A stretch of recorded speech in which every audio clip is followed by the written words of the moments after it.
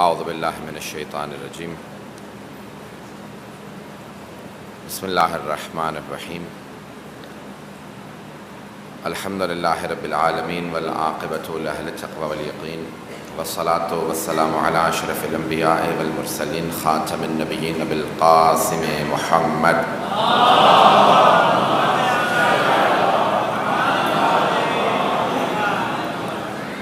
وآلہ الطیبین الطاہرین المعصومین لا سیما بقیۃ اللہ فی الارضین روحی وارواح العالمین لتراب مقدمہ الفدا واللعنۃ الدائمۃ علی اعدائہم اجمعین من الآن الی قیام یوم الدین اما بعد السلام علیکم جمیعا ورحمۃ اللہ۔ سفر انسانیت کربلا تا ظہور امام زمانہ عجل اللہ تعالیٰ فرجہ۔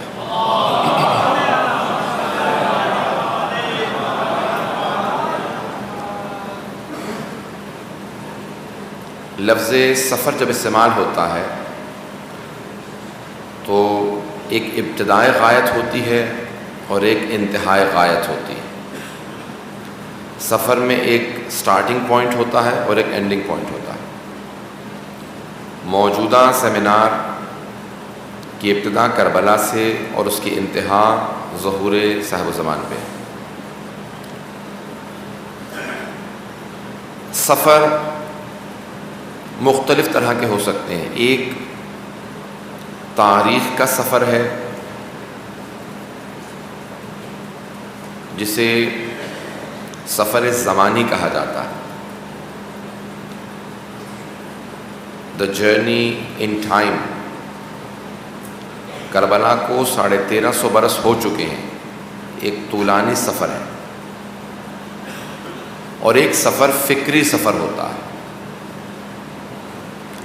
آپ اپنی زندگیوں میں محسوس کر سکتے ہیں، کئی مرتبہ انسان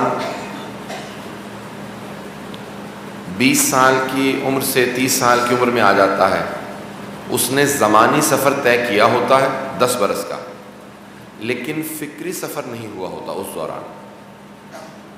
یا بعض اوقات انسان صرف زمانی لحاظ سے 1 برس کا سفر کرتا ہے، لیکن اس 1 برس میں اسے کئی برس کا سیکھنے کو مل جاتا ہے۔ یہ فکری سفر کہلاتا ہے۔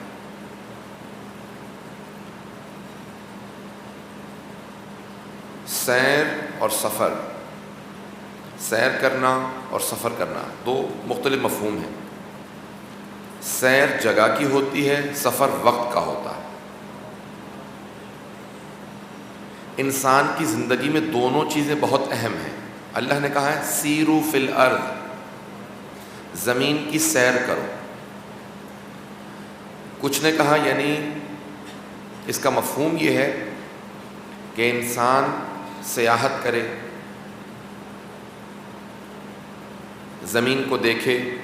کچھ نے یہ کہا کہ نہیں، دوسروں سے سبق سیکھنے کے لیے انسان کو زمین کی سیر ضروری ہے۔ فرعون کا کیا نتیجہ نکلا؟ یزید کس انجام تک چلا گیا؟ صدام آج کہاں ہے؟ لیکن نمائندگان پروردگار اپنے زمانے میں بھی سرخرو تھے اور آج بھی سرخرو ہے۔ ان کا نام اس وقت بھی بلند تھا، آج بھی بلند ہے۔ تو یہ سیر ہے۔ سفر جب انسان فکری لحاظ سے ایک مقام سے دوسرے مقام تک چلا جائے، خدا نہ خواستہ کہ ہماری زندگیوں کا سفر بڑھتا چلا جائے لیکن ہمارا علمی اور فکری سفر رک جائے۔ اور دیکھیں سیمینار کا موضوع ہے، تھوڑا سا میں اس پہ پیچیدہ گفتگو کر رہا ہوں، لیکن میں آرام سے بات کر رہا ہوں تاکہ اگر بچے یا نوجوان بھی موجود ہو تو وہ فالو کر سکے، ساتھ چل سکے۔ جب ہم لفظ انسان استعمال کرتے ہیں تو کئی مرتبہ ہمارے نزدیک یہ لفظ کسی بھی 2 پاؤں پہ چلنے والے، 2 ہاتھ رکھنے والے، 2 آنکھیں، ایک ناک، ایک زبان رکھنے والے باشعور فرد پہ استعمال ہو سکتا ہے۔ جیسے بھی برادر جو اناؤنسمنٹ کر رہے تھے، انہوں نے کتنے انسانوں کی مثالیں پیش کی، اچھے بھی برے بھی۔ جیسے ظالموں کی مثالیں بھی پیش کی اور عادل اور مظلوموں کی مثالیں بھی پیش کی۔ معصوم کی نگاہ میں دو پاؤں پہ چلنے والا ہر آدمی انسان نہیں ہے. آدمی میں اور انسان میں فرق ہے. آدمی جو حضرت آدم کی نسل سے ہے لیکن لازمی نہیں ہے کہ وہ انسان بھی ہو. امیر المومنین کہتے ہیں ذالک میت الاحیاء، کئی زندہ لاشیں ہوتی ہیں وہ زندہ بھی نہیں ہوتے، تمہیں زندہ نظر آ رہے ہوتے ہیں کیونکہ کھا پی رہے ہوتے ہیں، اور کئی مردہ ہوتے ہیں تمہارے نگاہوں میں کیونکہ کھانا پینا بند کر دیا ہوتا ہے، لیکن وہ پھر بھی مرنے کے بعد بھی زندہ ہوتے ہیں. انسان کا اگر علمی اور فکری سفر جاری رہے تو مرنے کے بعد بھی انسان زندہ رہتا ہے. انسان زندہ رہتا ہے. اب تک سب فالو کر رہے ہیں میری بات کو؟ انسان کا اگر علمی فکری سفر جاری رہے، اور وہ علمی فکری سفر ایک شرط کے ساتھ جاری رہے، اور وہ شرط ہے ایمان. کسی بھی شے میں ایمان شرط ہے. اگر ایمان نہ ہو تو جتنا مرضی فکری سوچ کرتے رہیں اس کو دوام نہیں ہے، اسے زندگی نہیں. اسی طرح سے قرآن کہتا ہے کہ بہت سے افراد چلتے پھرتے ہیں، کھاتے پیتے ہیں، لیکن اتنے خدا سے دور ہو چکے ہوتے ہیں کہ اللہ کہتا ہے کہ اولئک کالانعام، وہ مویشیوں کی طرح سے بن جاتے ہیں. بل ہم اضل، نہیں بلکہ وہ مویشیوں سے بھی بدتر ہوتے ہیں. اب یہ سفر کیا ہے؟ مجھے ایک تھوڑا سا اس سے کربلا سے پہلے کا ایک سفر پیش کرنا. جناب آدم سے جو سفر شروع ہوا تو وہاں ایمان کا اور کفر کا مقابلہ تھا. شیطان مقابلے میں تھا، ایمان جناب آدم کے ساتھ تھا. لیکن جب جناب نوح تک پہنچا تو اللہ نے سارے ظالموں کو ختم کر دیا اور سارے با ایمان کو باقی رکھا. نہ صرف با ایمان بلکہ جو با عمل بھی تھے وہ با ایمان لوگ باقی رہے. جناب ابراہیم کے زمانے میں اللہ نے تمیز پیدا کر دی کہ ظالم و مظلوم باقی رہیں، صرف ظالم کو مار دیا جائے، مظلوم باقی رہے. جناب موسیٰ کے زمانے میں اور ترقی ہوئی، ظالم مظلوم دونوں کو باقی رکھا لیکن ظالم و مظلوم میں تمیز پیدا کر دی. جناب عیسیٰ کے زمانے میں ارتقا ہوا، وہاں جناب عیسیٰ کو اٹھا لیا گیا اور ان سے نسبت دے دی گئی انسانیت کی، حقانیت کی، ایمان کی، فکر کی.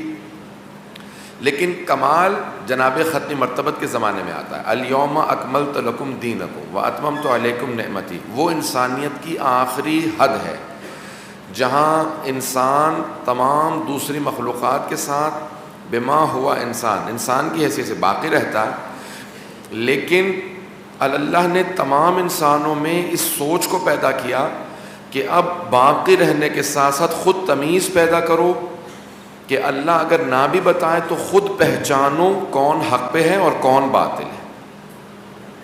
تو امت محمدی کو سوچ اور فکر کی وہ ترقی عنایت کی ہے جو کسی سابقہ امت میں اس طرح سے نہیں تھی جیسی حبیب خدا کی امت کو نصیب ہوئی. اور اس میں بھی معراج سید الشہداء کے زمانے میں آ کے ہوتی ہے کہ اس کے بعد انسان یا کربلائی ہے یا یزیدی ہے، یا حسینی ہے یا یزیدی ہے. آج کا زمانہ ہم سب کے لیے وہ حسینیت کا زمانہ ہے. یہ سفر جو کربلا سے شروع ہوتا ہے وہ خاص سفر ہے. اب تک میں سب کی توجہ چاہوں گا، اب میں اس مرحلے میں داخل ہونا چاہ رہا ہوں کہ جو تھوڑا سا پیچیدہ ہوگا. صلوات پڑھیں گے محمد و آل محمد.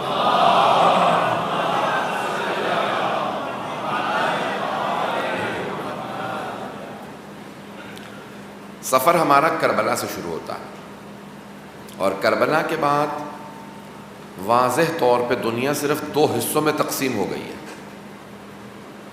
اور وہ دو حصے حق و باطل یا حسینیت اور یزیدیت کے دو جز ہیں. یہ ظہور امام زمانہ تک کیسے سفر جاری رہے گا؟ یہ ایک بہت بڑا فکری سفر ہے جو کربلا سے شروع ہوا، جو ہمیں ہر طرح کی خوف اور خطر سے آزاد کرتا ہے. ہم میں تشخیص دیتا ہے کہ اگر مقدار میں کم بھی ہو، تعداد میں کم بھی ہو، تو باطل کے مقابلے میں ڈٹے رہنا، کیونکہ دنیا ساری اگر ایک طرف ہو جائے اور الہی قوتیں ایک طرف ہوں تو الہی قوتوں کو ہمیشہ فتح نصیب ہوتی ہے. الہی قوتوں کو فتح ہوتی ہے. چاہے امام حسین تنہا رہ جائیں چاہے شہید ہو جائیں، لیکن فتح حسین ابن علی کی ہے، بقا امام حسین علیہ السلام کی ہے۔ میں دوبارہ اس پہلے کمپوننٹ کی طرف جانا چاہتا ہوں، پھر سوالات لوں گا۔ کربلا کے بعد کون سا سفر شروع ہوتا ہے جسے ہم کہتے ہیں حق و باطل کا سفر، جسے ہم کہتے ہیں کہ انسان میں تشخیص پیدا ہوئی، جہاں انسان خود پہچانتا ہے اور آگے بڑھنے کی کوشش کرتا ہے۔ یہ سفر ہاں تاریخی سفر ہے، زمانی سفر ہے کہ آج 1350 برس سے زیادہ فاصلہ آ چکا ہے کربلا کے واقعے سے آج تک، لیکن یہ ایک فکری سفر ہے۔ 1-2 برس کا بچہ بھی جب مجلس میں آنا شروع ہوتا ہے تو اس کی فکری تربیت وہیں سے شروع ہو جاتی ہے۔ ہم میں سے ہر آدمی اپنے علمی اور فکری لحاظ سے اس کربلا کے سفر کو طے کر رہا ہے۔ جو بھی امام حسین کا ماننے والا ہے وہ اس سفر کو طے کر رہا ہے، ہر انسان اس سفر کو طے کر رہا ہے۔ لیکن یہ لازمی نہیں کہ ہر انسان اس سفر میں ایک ہی ساتھ چلے۔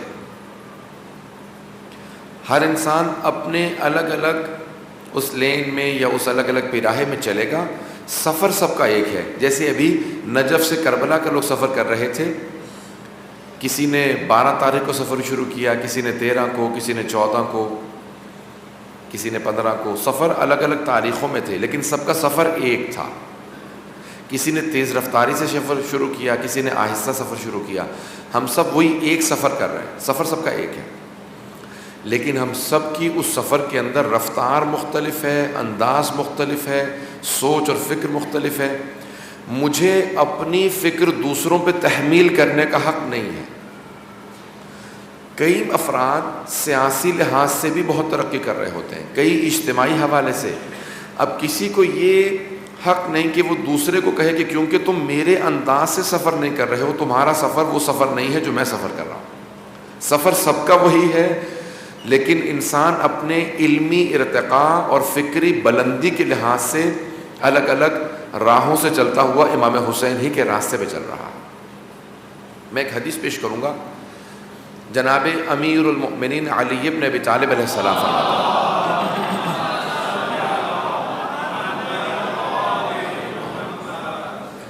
فرماتے ہیں کہ اللہ تک پہنچنے کے راستے اتنے ہی ہیں جتنے سانس لینے والے انسان ہیں۔ ہر سانس لینے والا فرد اگر اللہ تک پہنچنا چاہے تو ہر سانس لینے والا اللہ تک پہنچ جاتا ہے۔ امام حسین کے راستے پہ چلنے والے اتنے ہی افراد ہیں جتنے فرش عزا پہ موجود ہوتے ہیں۔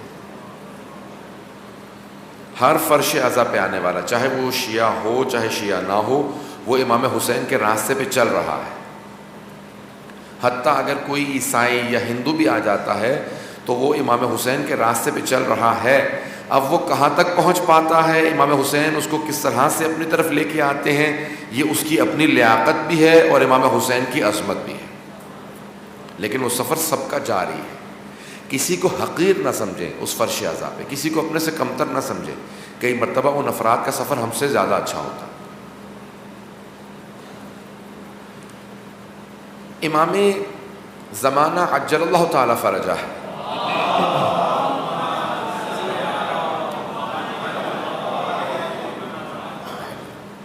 اس سفر کے امام ہیں۔ اس سفر کے جو کربلا کا سفر ہے، اس کے پیشوا صاحب الزمان علیہ السلام، یعنی سب سے آگے چلنے والی ہستی کا نام امام زمانہ، اور باقی سب ان کے پیچھے پیچھے چل رہے ہیں۔ ظہور امام زمانہ جب ہوگا تو امام 5 اعلانات کریں گے۔ عادل بہجت نے لکھا ہے، فرمایا اپنی تقریر میں کہ امام زمانہ اپنا تعارف 5 جملوں سے کروائیں گے، اور ہر جملے میں تعارف اپنا امام حسین علیہ السلام سے کروائیں گے۔ ہر جملے میں اپنا تعارف سید الشہداء سے کروائیں گے، اور جتنی مرتبہ اعلان کریں گے کہیں گے الا یا اہل العالم۔ میں صرف آدھا گھنٹہ 35 منٹ بولوں گا، پھر سوالات لوں گا، یعنی 35 منٹ اور بولوں گا۔ میرا مطلب یہ نہیں کہ 35 منٹ ٹوٹل بولوں گا۔ الا یا اہل العالم، صرف شیعوں کو مخاطب نہیں کریں گے، صرف مسلمانوں کو مخاطب نہیں کریں گے، بلکہ پوری دنیا کی تمام مخلوقات کو، تمام انسانوں کو دعوت فکر دیں گے، دعوت ہدایت دیں گے۔ کہیں گے الا یا اہل العالم، اے اس کائنات میں بسنے والوں، رہنے والوں، ان جدی الحسین قتلوہ عدوانا، وہ میں ہوں جس کے جد حسین کو بڑی بے دردی سے شہید کیا گیا۔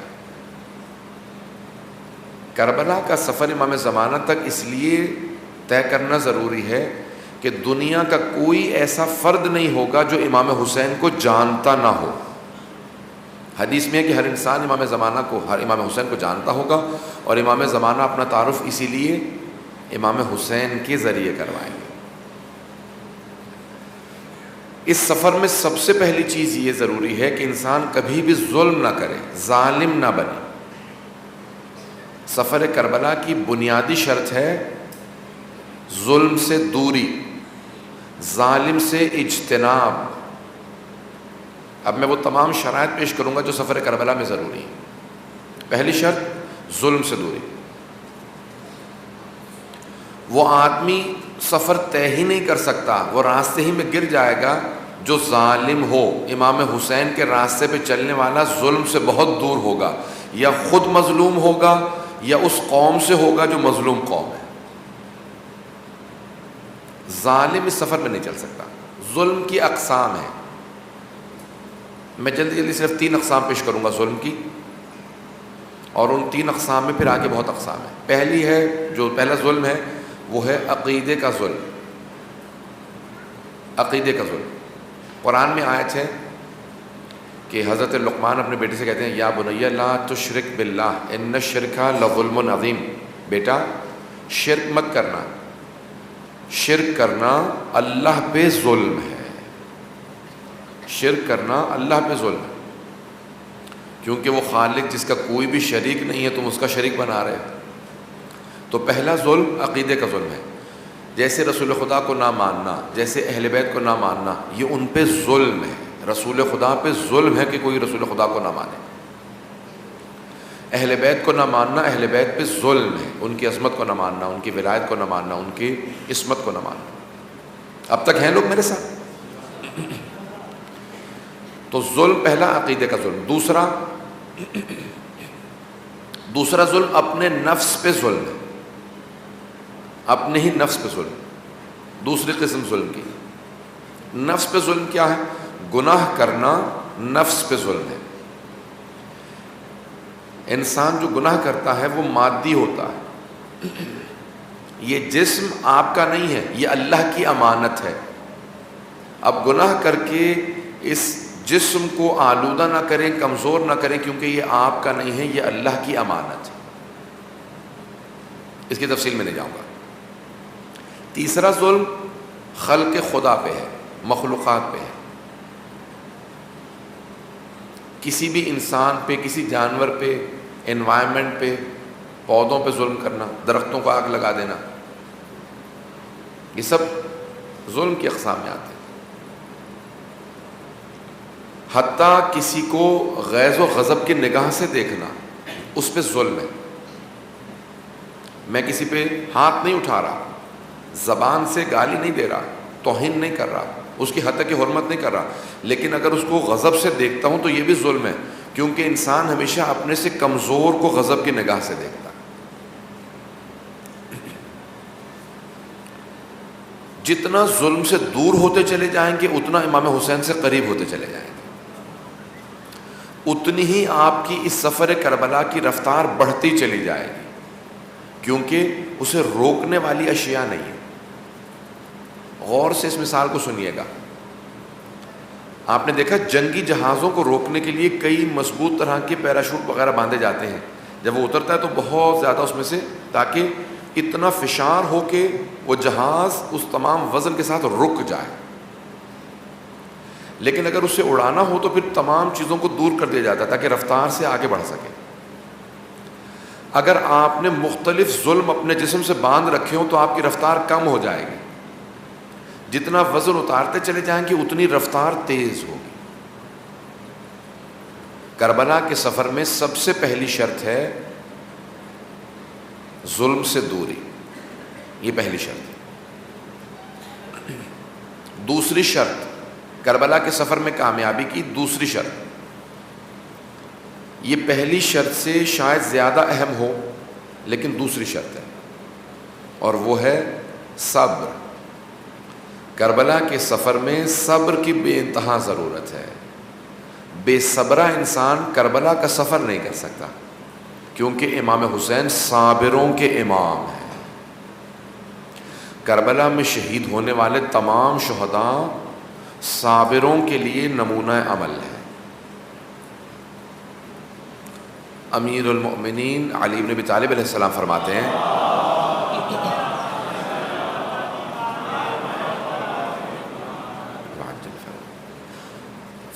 کہ الصبر من الایمان کالرأس من الجسد، صبر کو ایمان سے وہ نسبت ہے جو سر کو جسم سے نسبت ہے۔ تو کربلا کے سفر میں صبر بہت اہم ہے۔ اس سفر میں جیسے آپ کار کا سفر شروع کرتے ہیں نا تو اس میں پیٹرول کی ضرورت ہوتی ہے، کار کی ایک جگہ پہ پانی ڈالا جاتا ہے، بیٹری صحیح ہونی چاہیے، انجن مضبوط ہو، بہت شرائط ہوتی ہیں لمبے سفر کے لیے۔ انسان سارے اپنے انجن کو چیک کرتا ہے پھر سفر شروع کرتا ہے۔ ہم جب پیدا ہوئے ہمارے ماں باپ نے ہمیں فرش عزا پہ لا کے بٹھا دیا، ہمارا سفر کربلا شروع ہو گیا۔ کئی مرتبہ انسان سفر شروع کر دیتا ہے، راستے میں اندازہ ہوتا ہے کہ کار میں پیٹرول نہیں تھا، مجھے پانی ڈالنے کی ضرورت ہے۔ جہاں انسان کو اندازہ ہو جائے وہیں پہ کار کی اصلاح کر لے۔ میرا آپ کا سفر شروع ہے، جہاں جہاں ہمیں اپنی غلطیاں پتہ چلیں ہم وہاں وہاں اصلاح کرتے رہیں تاکہ ہمارا سفر رکنے نہ پائے، یہ سفر جاری رہے۔ جہاں پہ اندازہ ہو کہ نہیں میں ظلم کر رہا ہوں، ظلم کو چھوڑ دیں۔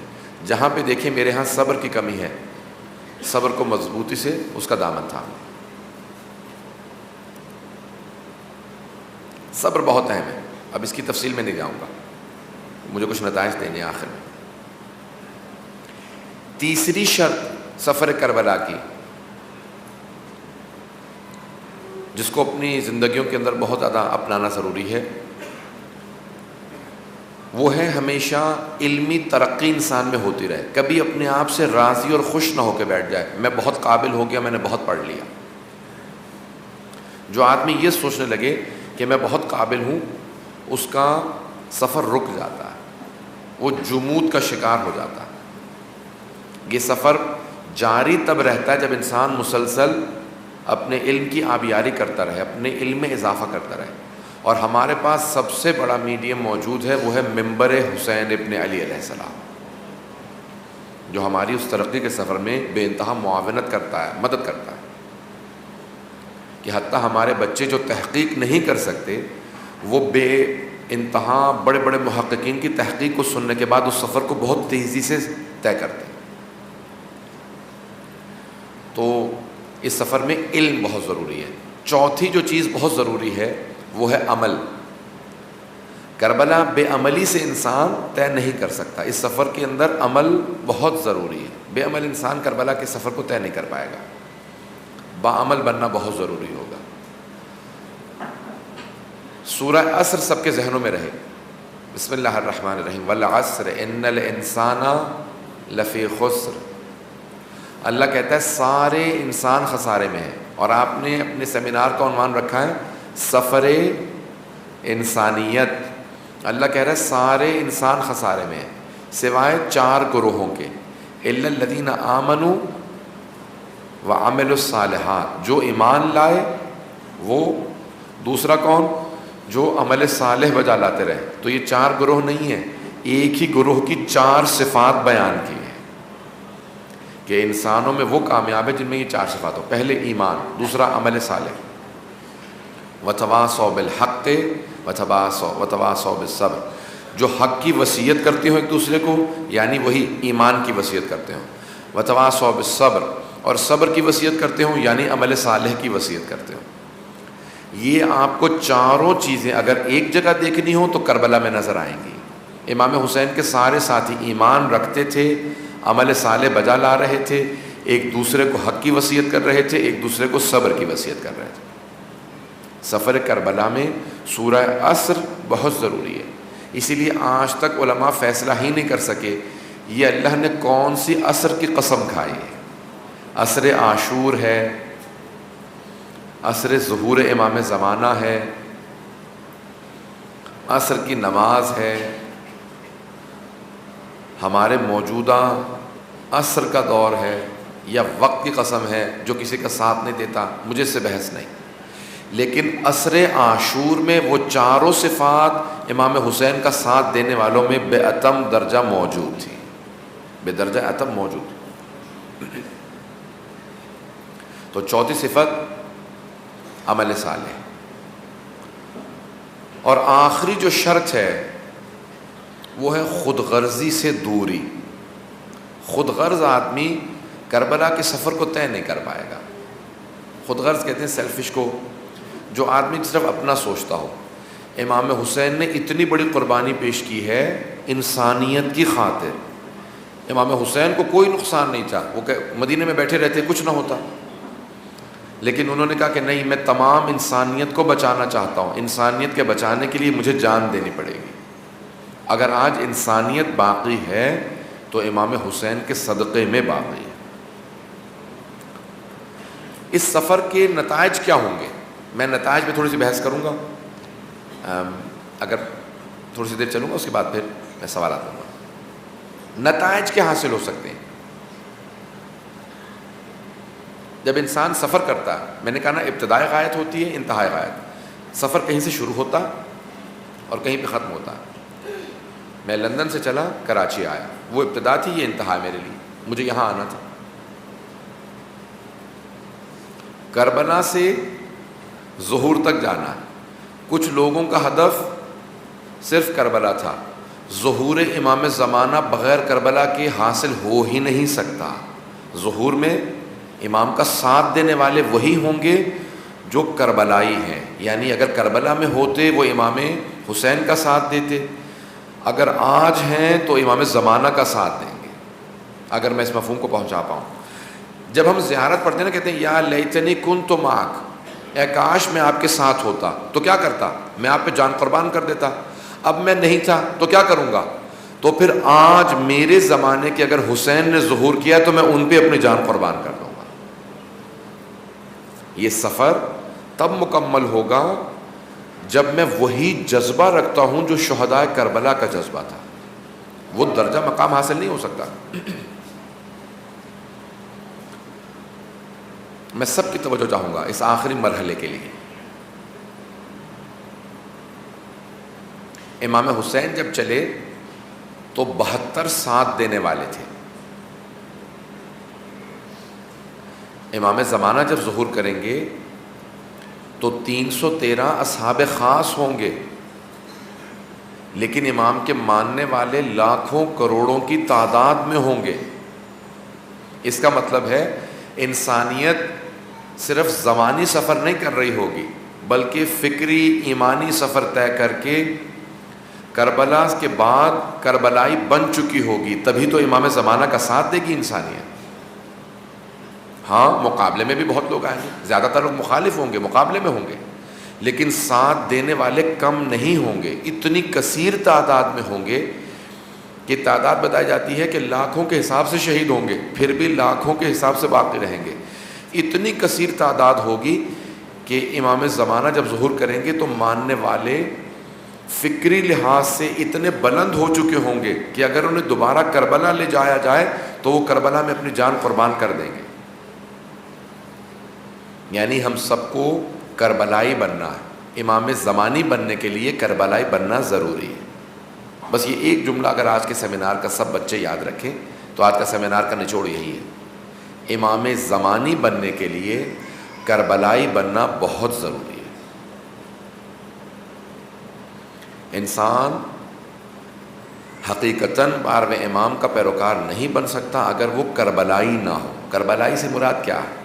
یعنی کربلا والا نہ ہو، امام حسین پہ جان قربان کرنے کے لیے تیار نہ ہو. تو اس سفر کا نتیجہ انسان میں ایثار اور قربانی کا جذبہ ہے. ایثار اور قربانی کا جذبہ.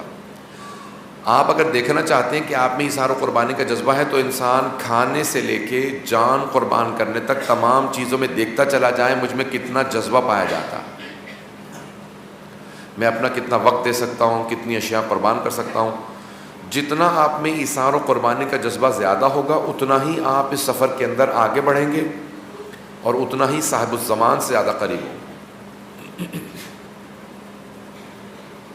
تو اس کا پہلا نتیجہ سفر کربلا کا اظہار و قربانی۔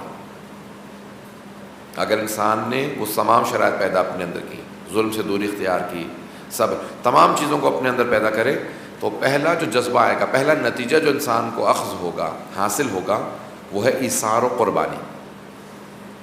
انسان قربان، ہر چیز قربان کرنے کے لیے تیار ہو، کتنا قربانی کا جذبہ بڑھے، یہ پہلا نتیجہ۔ دوسرا نتیجہ کیا حاصل ہوگا؟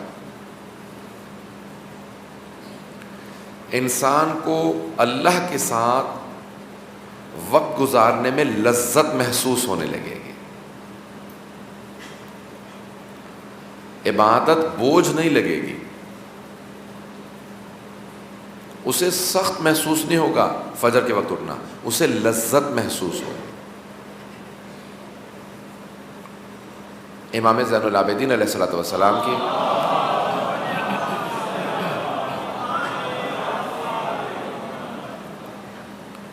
جو مناجات ہے نا، مناجات 15 15 مناجات ہیں، ہمارے پاس افضل ترین جو مناجات ہیں وہ چوتھے امام کی 15 مناجات ہیں، صحیفہ سجادیہ میں بھی ہیں، مفاتی میں بھی ہیں، مناجات 15 افضل ترین ہمارے علماء کہتے ہیں جو ہمارے پاس مناجات ہیں وہ چوتھے امام کی یہ 15 مناجات ہیں۔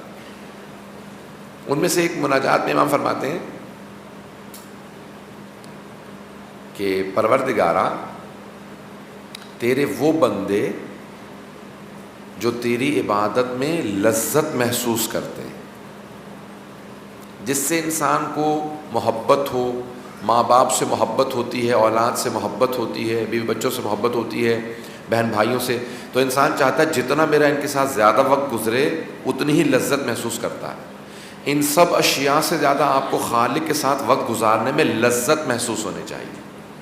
کربلا کا جو سفر طے کر رہا ہوگا اس کا ایک نتیجہ عبادتوں میں لذت محسوس کرنا ہے، عبادت میں لذت۔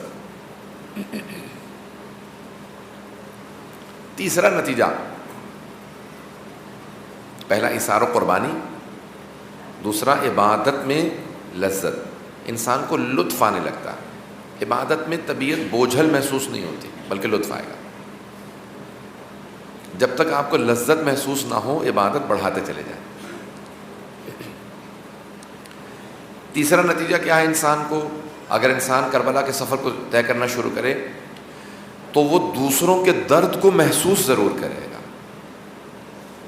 جسے اپنا درد محسوس ہو سمجھ لو یہ بھی زندہ ہے، مرا نہیں ہے۔ مردے کو درد محسوس نہیں ہوتا، زندہ کو درد محسوس ہوتا ہے۔ زندگی کی علامت ہے اپنا درد محسوس ہونا، لیکن انسانیت کی علامت ہے دوسروں کا درد محسوس ہونا۔ ہم سفر انسانیت کر رہے ہیں، انسانیت کی علامت ہے انسان دوسرے انسانوں کا درد محسوس کرے۔ آپ نے دیکھا ہے بچہ جب گرتا ہے تو ماں کی آنکھوں میں آنسو آ جاتے ہیں، میرے بچے کو چوٹ لگ گئی ہے، درد محسوس کر رہی ہوتی ہے۔ امام حسین کے جو راستے میں چلتا ہے نا، سفر کربلا طے کر رہا ہے، وہ دوسروں کے درد کو محسوس کرتا ہے۔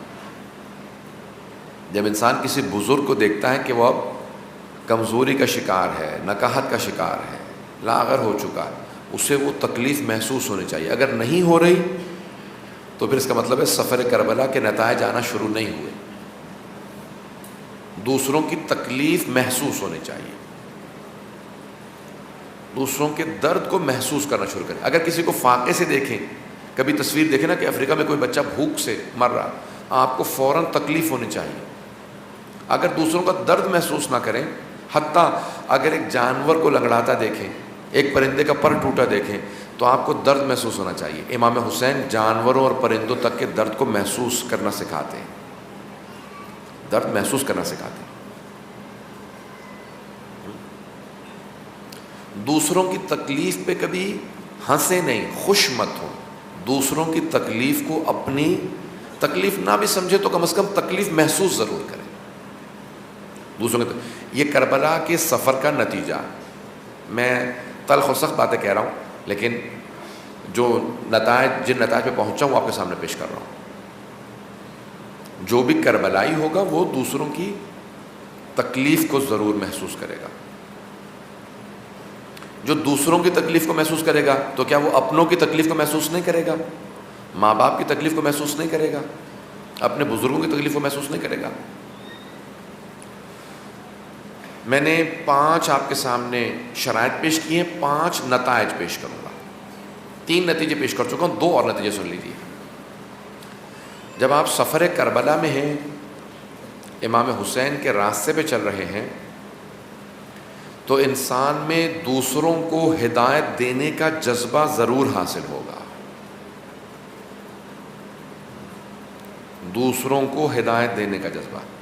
صرف میں جنت میں نہ چلا جاؤں، خود غرض نہ بنوں، جتنے افراد کو ساتھ لے جا سکوں لے جاؤں. سورہ توبہ کی آیات میں ہے کہ رسول خدا کو اس بات کی بہت چاہت تھی کہ ہر آدمی ہدایت پا جائے. اگر کوئی ہدایت قبول نہیں کرتا تھا تو رسول خدا رونے لگتے تھے، پروردگارا یہ قبول نہیں کر رہا، یہ جہنم میں چلا جائے گا. تو اللہ نے قرآن میں کہا حریص علیہم ما عنتم رؤوف الرحیم. آیات ہے تفصیلی کہ رافت، رحم میں اور رافت میں فرق ہے. رحم کرنا ترس کھانا، جیسے مہربانی محسوس کرنا. رافت رقیق القلب ہونا، جس کا دل بہت نرم ہو، جو دوسروں کے درد کو محسوس کرتا ہو، جو ہر انسان کو چاہتا ہو کہ وہ بھی اس کے ساتھ بھلائی کی طرف بڑھے. رسول خدا کی اللہ خود رؤوف ہے، اور رسول خدا کو بھی اس نے کہا وہ بھی رافت رکھتے تھے، رقیق القلب تھے. کافروں کے بھی درد اور تکلیف کو محسوس کرتے تھے رسول خدا صلی اللہ علیہ وآلہ وسلم.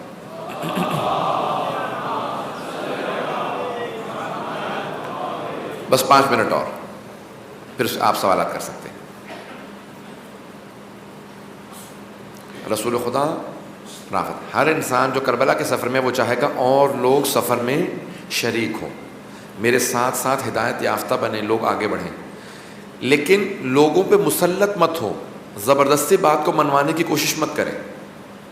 کبھی بھی زبردستی کرنے سے کوئی انسان راہ ہدایت پہ نہیں آتا.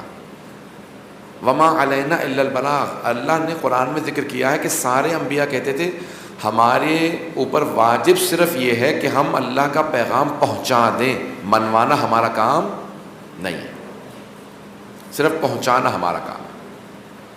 تو چوتھا نتیجہ یہ ہوگا سفر کربلا کا کہ انسان میں دوسروں کو بھی امام حسین کا پیروکار بنانے کا اس میں جذبہ ہوگا، شوق ہوگا، محبت ہوگی، اور بھی حسینی بنے. یہ نہ کبھی سوچیں اچھا ہے یہ لوگ جہنم میں چلے جائیں، نہیں، پروردگار انہیں بھی ہدایت دے. جو قابل ہدایت نہیں ہے وہ اور ہے، لیکن جو قابل ہدایت ہیں ان کے لیے درد ہونا چاہیے. جو ظالم ہیں جیسے داعش ہیں یا اور، وہ اور ہے. لیکن ہمارے اکثر جو ہمسائے ہیں، جو ہمارے ساتھ چلنے والے ہیں، وہ سب قابل ہدایت ہیں.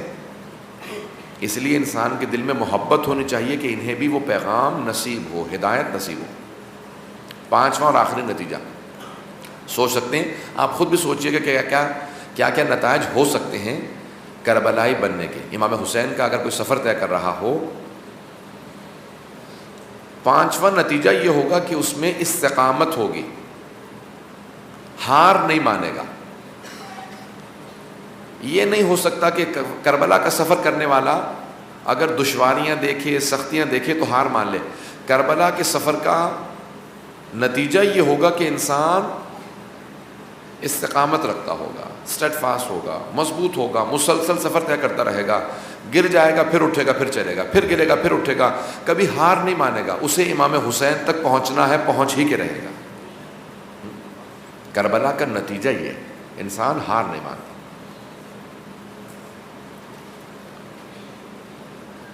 ظہور کے وقت یہ تمام جن میں علامتیں ہوں گی وہ امام زمانہ کی طرف ہوں گے. آج ہم میں یہ تمام چیزیں پائی جانی چاہیے. جب امام زمانہ علیہ السلام کا ظہور ہوگا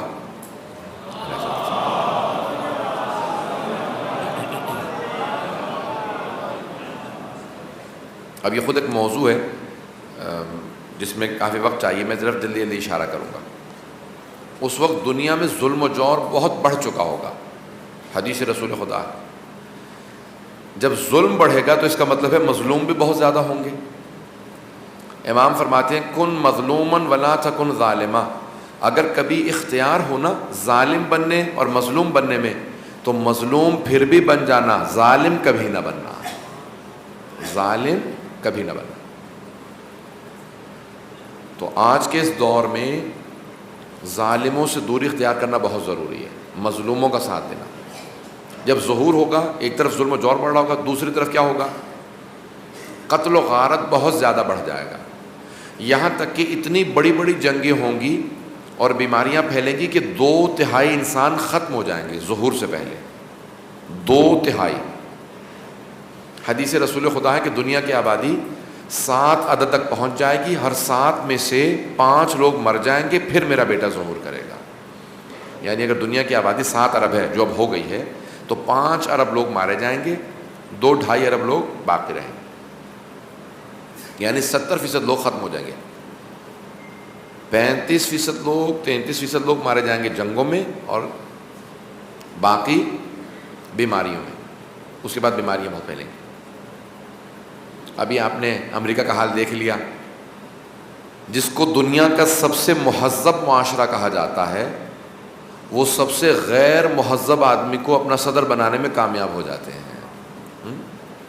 یہ انسان کی ترقی کا سفر نہیں ہے، یہ زوال کی طرف انسان کا سفر ہے۔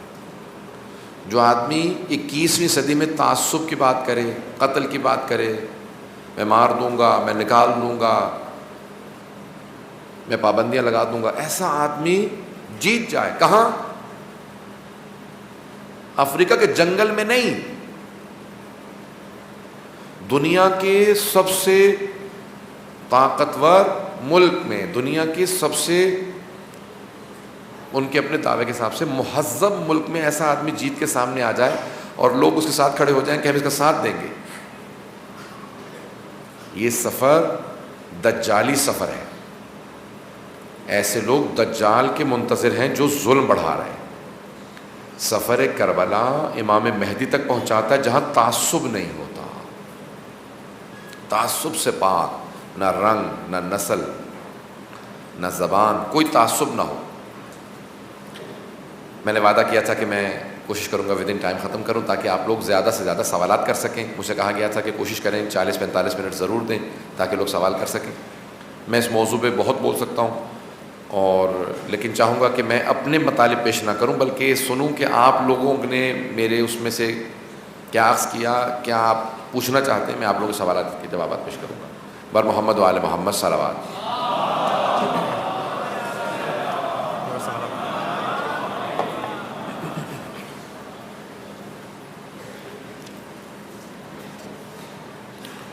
عقیدے کا ظلم کو تھوڑا سا اور واضح کر دیں۔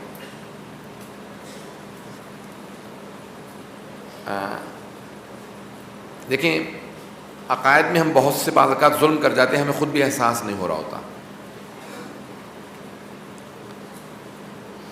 شرک کرنا اپنی جگہ پہ شرک کی اقسام ہے، جیسے ریاکاری بھی شرک کی اقسام میں سے ہے، یعنی اللہ کے علاوہ کسی اور کو خوش کرنے کی کوشش کرنا، اپنے نفس کو خوش کرنا، اللہ کو خوش نہ کرنا، یہ عقیدے کا ظلم ہے۔ کوئی ایسا کام جس میں رضایت پروردگار مد نظر نہ ہو، لوگوں کو یا اپنے نفس کو خوش کرنے کے لیے انسان کام انجام دے۔ لوگوں سے مراد یعنی جن کو انسان خوش کر کے کچھ حاصل کر سکتا ہو، مفاد کی خاطر، اپنے ذاتی مفاد کی خاطر، اس کو عقیدے کا ظلم کہا جاتا ہے۔ میں اس میں زیادہ تفصیل میں نہیں جانا چاہتا۔ جب کوئی عقیدے میں ظلم کر رہا ہے تو ہماری کیا ذمہ داری بنتی ہے؟ عقیدے میں اگر کوئی ظلم کرے، 2 طرح کے ہیں، ایک آدمی شخصی طور پہ غلط عقیدہ رکھتا ہے اور ایک اجتماعی طور پہ غلط عقیدہ پھیلا رہا ہے۔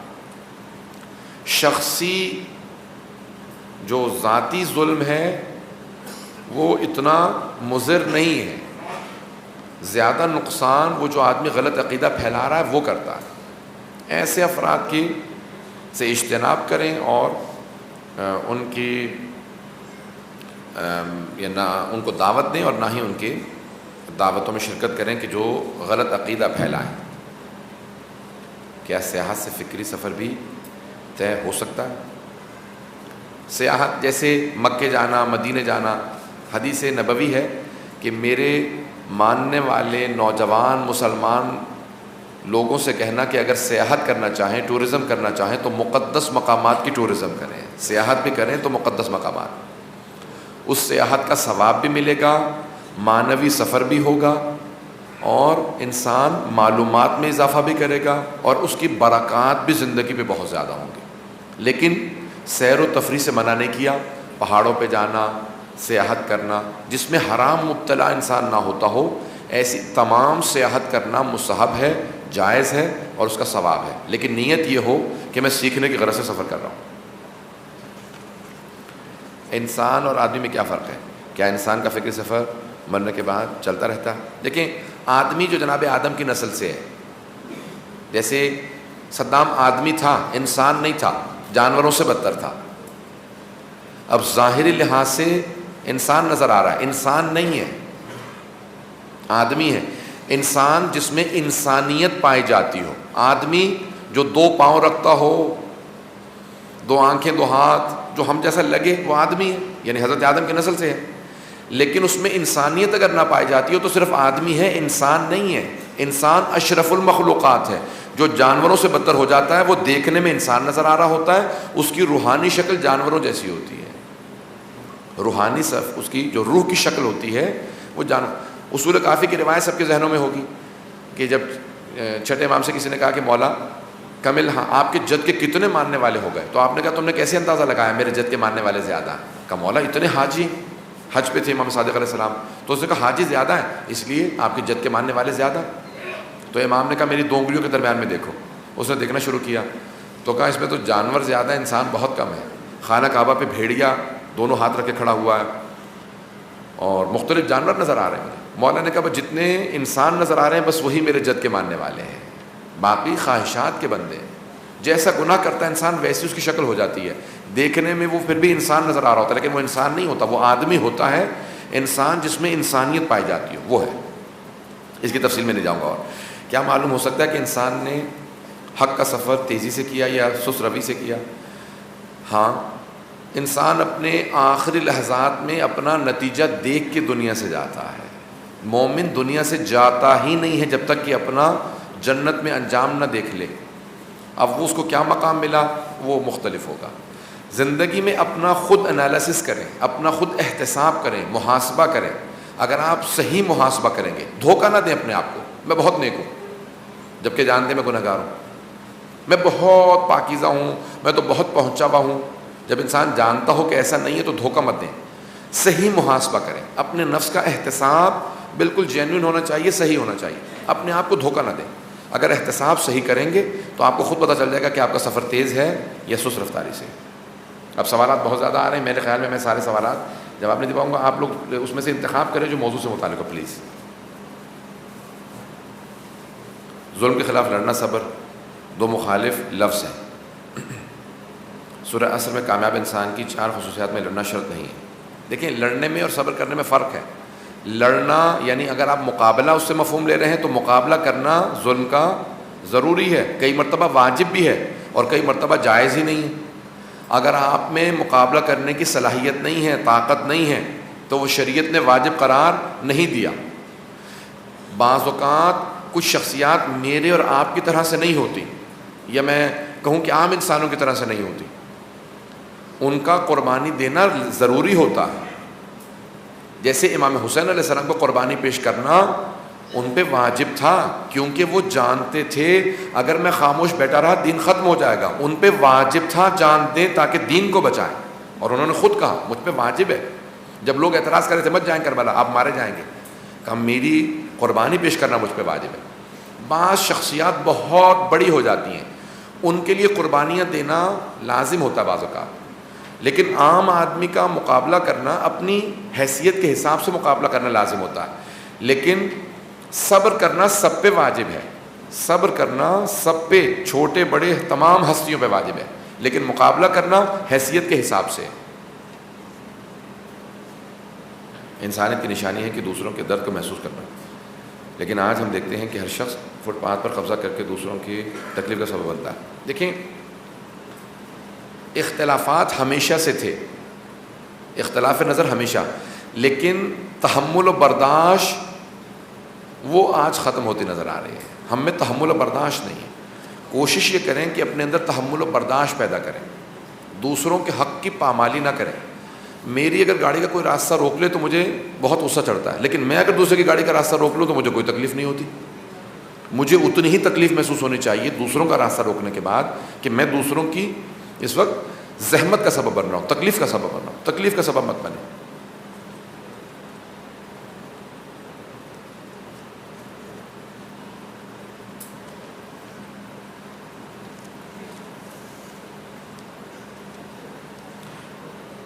کربلا میں امام کی ذات موجود تھی، اور آج ہم سفید اور سیاہ کے ذریعے امام کے وجود کے معتقد ہیں، تو ہم اصحاب اہل بیت سے جیسے کیسے ہو سکتے ہیں؟ شہداء کربلا جیسے بن سکتے ہیں؟ بظاہر ممکن نہیں۔ اور جب امام ظہور کریں گے اس وقت ہم مثل حور ان کے لشکر میں شامل ہو جائیں گے۔ اس سوچ کے بارے میں کچھ فرما دیجیے۔ دیکھیں، معصوم کوئی نہیں بن سکتا۔ معصوم کا رتبہ وہبی ہے، اللہ کی طرف سے ہے۔ اگر آپ آج سے 1000 رکعت نماز شروع کر دیں، اتنی زکوٰۃ دیں، فقیروں کو باہر کھڑے ہو کے کھانا کھلاتے رہیں، تب بھی حضرت علی نہیں بن سکیں گے۔ کوشش بھی کر لیں تو مولا کا پاؤں بھی نہیں بن سکتے۔ اسی طرح سے کچھ غیر معصوم ہوتے ہیں، لیکن ان کو وہ مہلت ملی ہوتی ہے جو ہمیں نصیب نہیں ہوئی۔ غور سے سنیے گا اس مثال کو۔ جناب فضہ کیسے بنی؟ پنجے تن کی خدمت سے۔ اب پنجے تن ایک وقت میں موجود ہوں گے نہیں، کسی اور کو مہلت ملے گی نہیں کہ جناب فضہ جیسا بن سکے۔ لیکن کچھ مقامات انسان حاصل کر سکتا ہے اگر محنت کرے، کوشش کرے۔ کچھ حاصل نہیں ہو سکتے کیونکہ ہمیں وہ مہلت نہیں ملے گی۔ کچھ مقامات حاصل ہو سکتے ہیں۔ شہدائے کربلا جیسا کوئی نہیں بن سکتا، سمپل الفاظ میں کہہ رہا ہوں، کیونکہ اس سفر کو طے کروانے میں سید الشہداء کا بہت بڑا کردار تھا۔ وہ سفر وہ خود نہیں طے کر رہے تھے، امام حسین اس سفر میں انہیں لے کے چل رہے تھے۔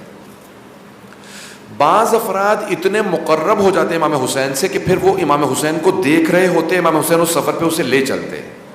یہ کسی کو نصیب ہوتا کہ وہ اتنا مقرب ہو جائے کہ امام حسین اسے اس سفر میں لے چلے۔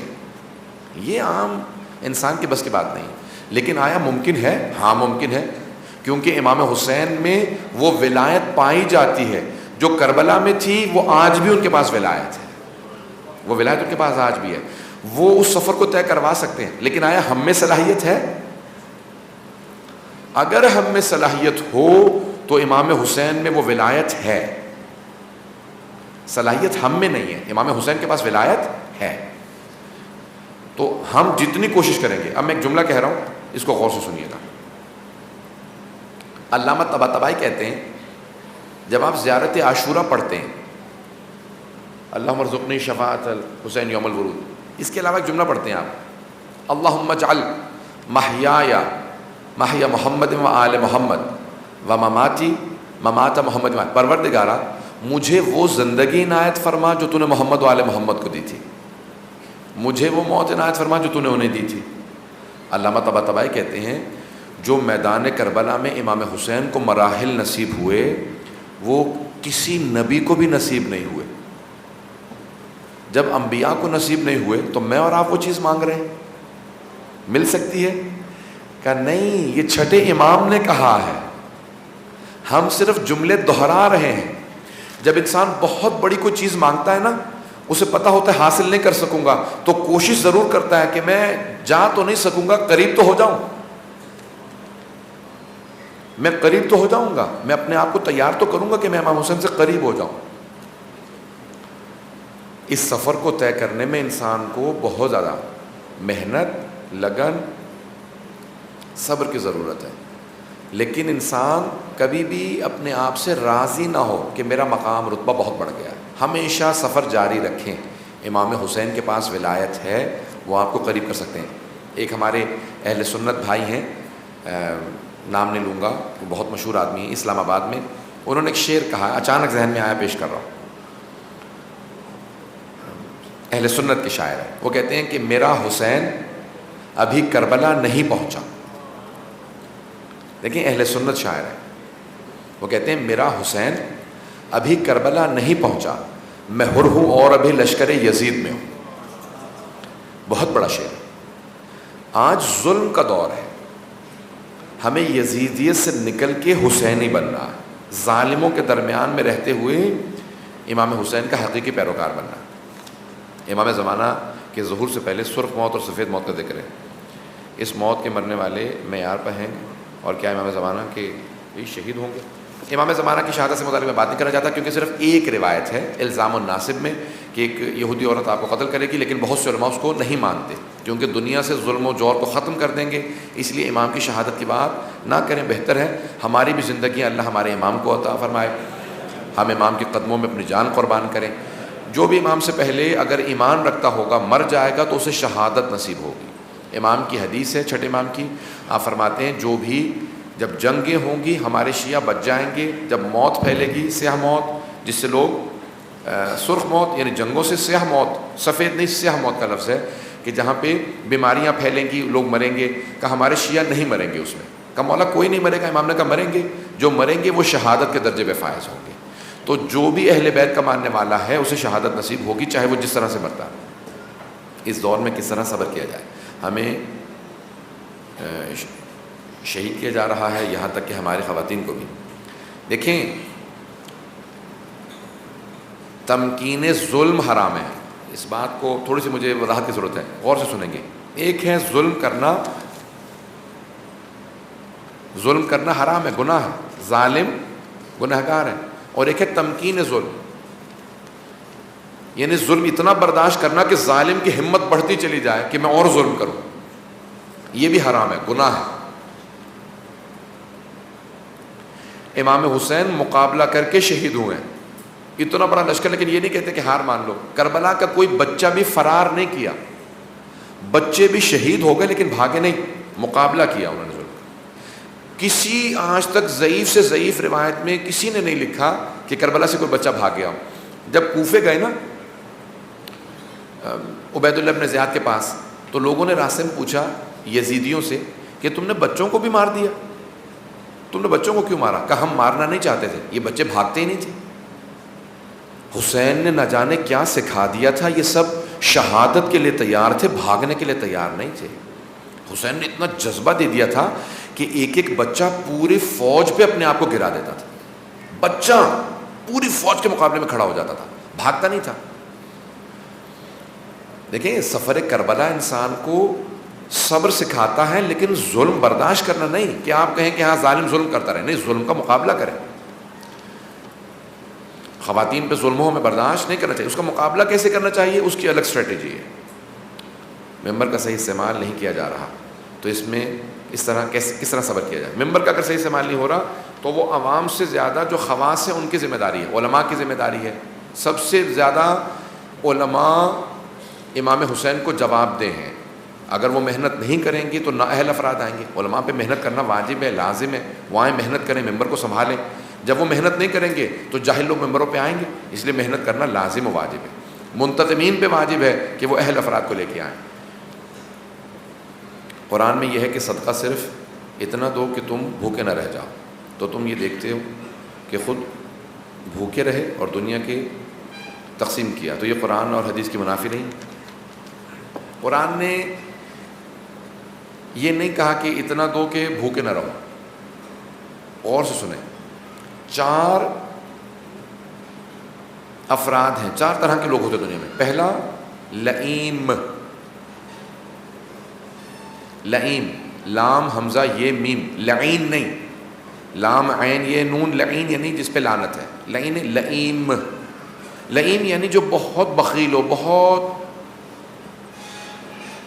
بخل رکھتا ہو، کنجوسی رکھتا ہو.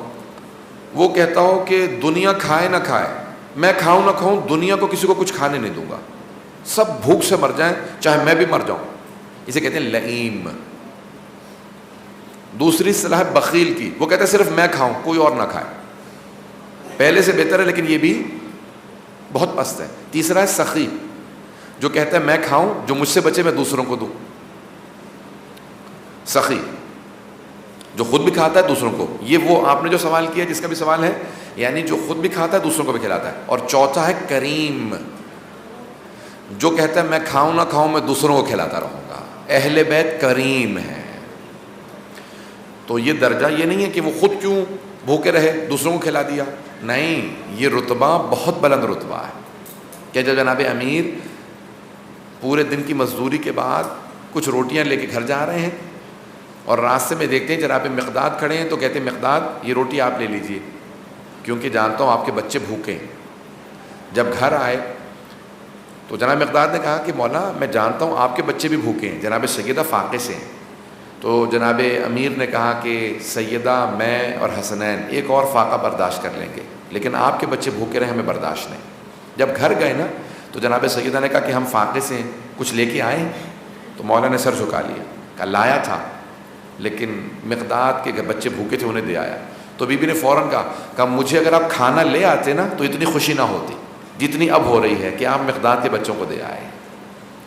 مجھے اب زیادہ خوشی ہے.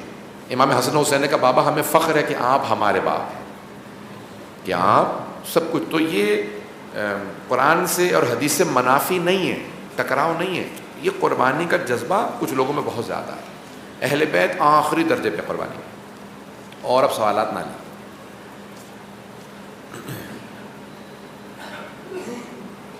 کیا وہ لوگ جن کا عقیدہ صحیح نہیں ہے سفر میں شامل ہو سکتے ہیں؟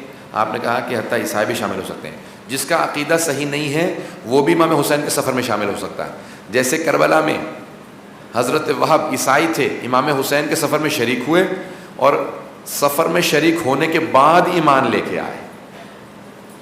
حضرت زہیرقین امام حسین کو امام نہیں مانتے تھے، حضرت علی کو خلیفہ بلا فصل نہیں مانتے تھے، ان کو حجت خدا نہیں مانتے تھے. ایک ملاقات کی امام حسین سے، عاشق حسین ہو گئے. سفر شروع کرنے کے بعد پوری طرح سے حسینی بن گئے. جو بھی سفر میں شریک ہو، ہاں ترقی شاید نہ کر سکے اگر ایمان نہیں ہوگا، لیکن سفر میں شریک ہو سکتا ہے. بھئی دیکھیں، ایک آدمی 100 قدم نہیں چل سکتا، 2 قدم چل سکتا ہے. آپ اس کو حق نہیں رکھتے کہ کہیں کہ تم کیونکہ 100 قدم نہیں آؤ گے 2 قدم مت آؤ. جو 2 قدم آ سکتا ہے آپ کو حق نہیں ہے کہ اسے 2 قدم آنے سے روکیں. جو 4 قدم آ سکتا ہے، 10 قدم، جتنا آ سکتا ہے وہاں تک آنے دیں. آگے امام حسین اس کا ہاتھ تھامیں گے، اسے اس سفر پہ لے چلیں گے. اس لیے ہر ایک کو آنے دیں.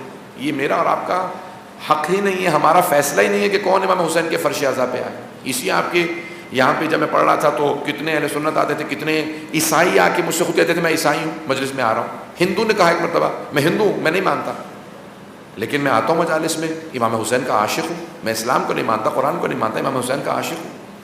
تو آپ کسی کو روک نہیں سکتے. جو آ رہا ہے وہ امام حسین کے اس سفر میں شامل ہو چکا ہے. اب کب اسے توفیق ہوتی ہے پوری طرح سے حسینی بننے کی، یہ میرا اور آپ کا فیصلہ نہیں ہے، یہ اللہ سبحانہ و تعالیٰ کا اور امام حسین کا فیصلہ. ایک عورت کیسے سفر کربلائی ہو سکتی ہے؟ علم دین حاصل کر کے، جبکہ ہرڈلز بہت ہوتے ہیں ایک لڑکی کے لیے. دیکھیں، اتقوا اللہ ویعلمکم اللہ، قرآن کی آیت ہے، تقوی اختیار کرو اللہ تمہیں تعلیم دے گا. علم کے، تقوی کے، کربلا کے سفر میں جتنی رکاوٹیں آئیں گی، اللہ کہتا ہے کہ اگر واقعاً تم اس سفر کو شروع کرو گے میں تمہیں سکھاؤں گا بھی، میں آگے لے کے چلوں گا. کیا مطلب؟ یہ اللہ نے کوئی لطیفہ سنایا، وہ مذاق کیا ہے کہ وہ یعلمکم اللہ، اللہ سکھائے گا، اللہ پڑھائے گا. 1 قدم اللہ کی طرف لو، 10 قدم اللہ آپ کی طرف لے گا. کیا مطلب؟ اللہ جسم ہے کہ چل کے آئے گا؟ نہیں. تو کیا مطلب؟ یہاں پہ مذاق ہے؟ اللہ مذاق نہیں کرتا. اللہ صاف الفاظ میں کہہ رہا ہے 1 قدم لو، جتنا تمہارا 1 قدم ہے اس سے کئی گنا زیادہ میں تمہارا مشتاق ہوں. جتنے تم میرے شوق سے میرے پاس آتے ہو اس سے زیادہ میں چاہتا ہوں تم میرے پاس آؤ. قدم تو لو، حسینی میں بناؤں گا. یہ سفر شروع ہو جاتا ہے، کوئی اس میں قید نہیں ہے، مرد ہو زن ہو. کربلا کی ساری قربانی بچانے والی جو امام سجاد، ایک امام سجاد کو ایک طرف کر دے تو باقی تمام مستورات ہیں، تمام خواتین ہیں. کتنے مصائب کے باوجود امام حسین خود فرما رہے ہیں کہ میری قربانی میری بہن کی وجہ سے بچے گی. جناب زینب کبریٰ نے کربلا کو بچایا. تو کوئی خاتون یہ نہیں کہہ سکتی کہ خواتین کیسے کربلائی بن سکتی ہیں. ہر خاتون کربلائی ہے.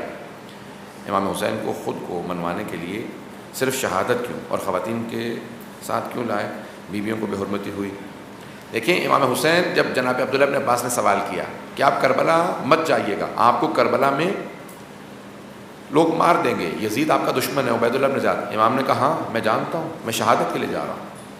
تو انہوں نے کہا مجھے تعجب ہے کہ آپ شہادت کے لیے اگر جا رہے ہیں تو بہنوں کو ساتھ کیوں لے جا رہے ہیں؟ کہ میرے نانا کا دین میری زحمتوں کی وجہ سے بچے گا، میری شہادت کی وجہ سے، اور میری شہادت ختم ہو جائے گی اگر میری بہنیں ساتھ نہ گئیں، کیونکہ میرے نانا نے مجھ سے کہا ہے ان اللہ شاء ان یراک قتیلا، مشیت پروردگار یہ ہے کہ آپ شہادت دیں. تو کہا میں نے فوراً سوال کیا نانا میری بہنوں کے لیے کیا حکم ہے؟ کہ ان اللہ شاء ان یراہن سبایا، مشیت پروردگار یہ ہے کہ وہ قیدی بنے، آپ کی ساری قربانی ختم ہو جائے گی اگر آپ کی بہنیں قربانی نہ دیں. آج بیویوں کی وجہ سے حسینیت باقی ہے، شہداء کی زحمتیں ختم ہو جاتی. یزید نے چاروں طرف سے گھیر کے مار دیا تھا، ان کی شہادت ہم لوگ نہیں پیش کر سکتے، وہ قربانی، اس قربانی کے لیے صرف امام حسین ہی آ سکتے تھے، کوئی عام آدمی وہ قربانی نہیں دے سکتا تھا. اپنے اوپر رکھ کے مت سوچیں، جو یہ سوچتا ہے نا کہ بھئی ہم یہ قربانی تو نہیں دے سکتے، بیویوں کی بھی حرمتی ہوئی، ہم تو ہمارے سے ان کا تقابل ہی نہیں ہے. امام حسین ہے، جنہیں انبیاء سلام کریں وہ حسین ابن علی ہے.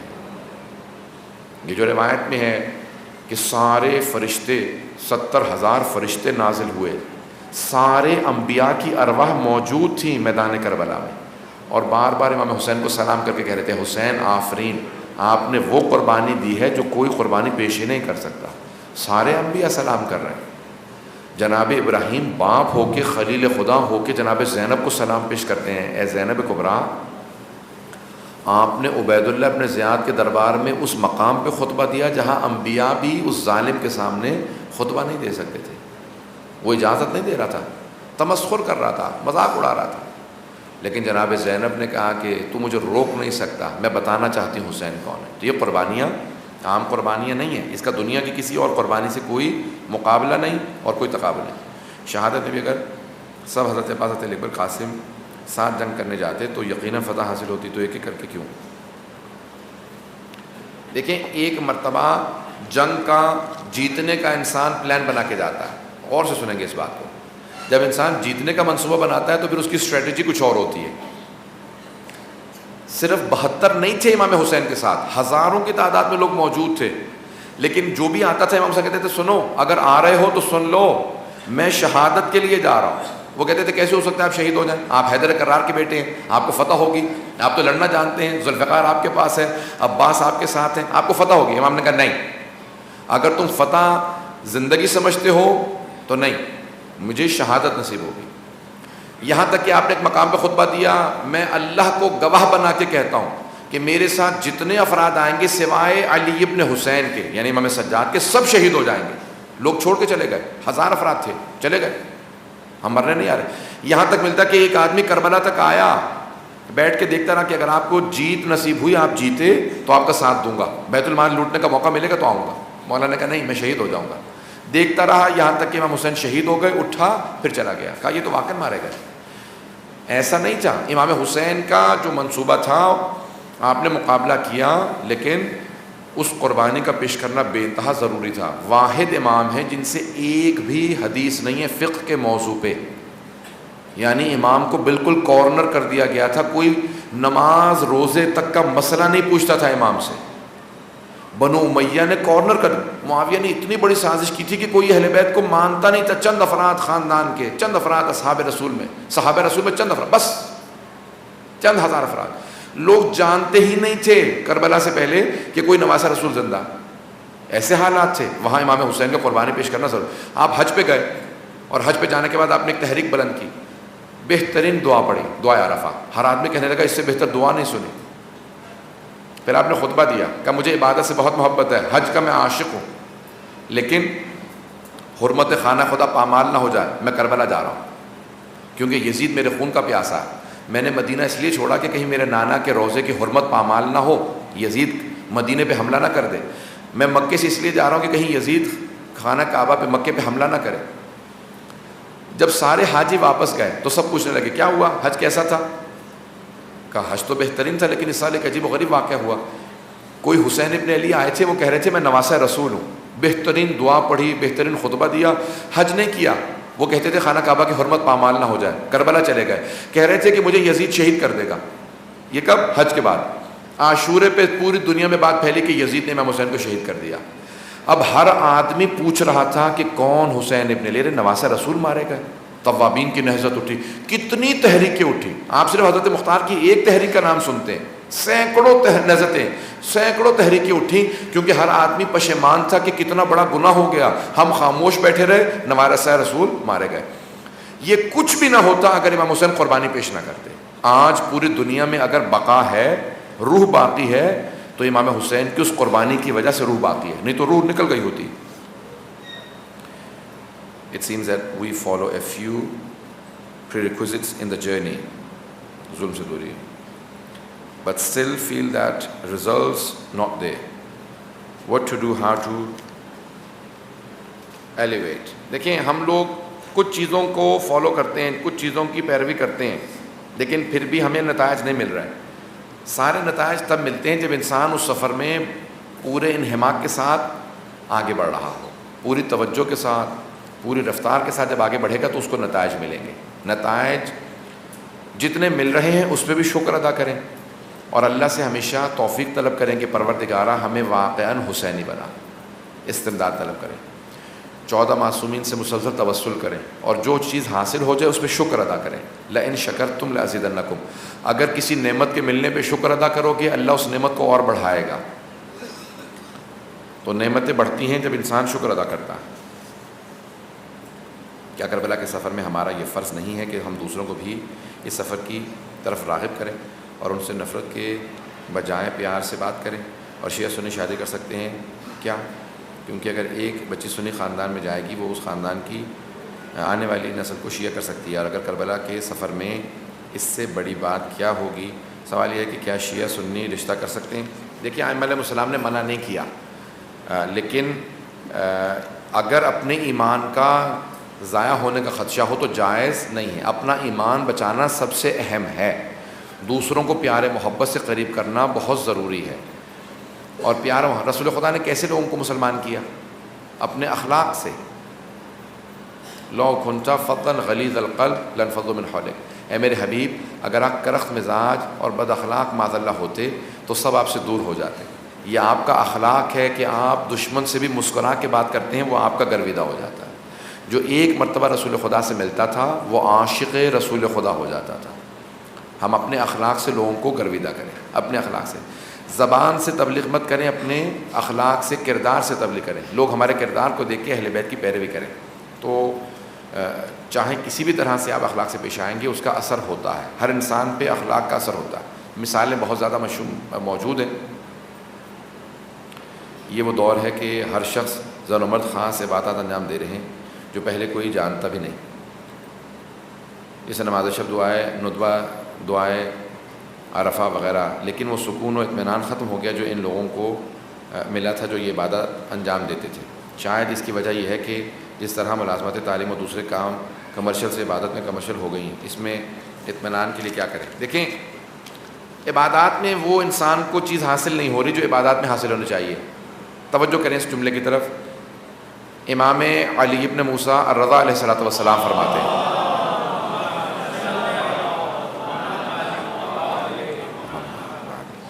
آپ فرماتے ہیں کہ لیست العبادت کثرت الصیام والصوم, زیادہ نمازیں پڑھنا, زیادہ روزے رکھنا عبادت نہیں ہے.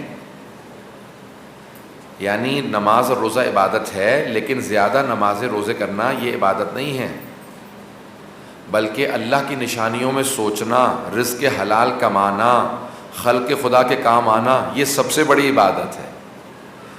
ہم ایک طرف تو پوری طرح سے عبادتیں, نماز, روزے سب کچھ کر رہے ہیں, دوسری طرف سے تمام فرائض کو پامال کر رہے ہیں. ماں باپ کے حقوق ادا نہیں ہو رہے, معاشرے کے حقوق ادا نہیں ہو رہے, ہمسائے کے حقوق ادا نہیں ہو رہے, حلال رزق کی تلاش میں نہیں.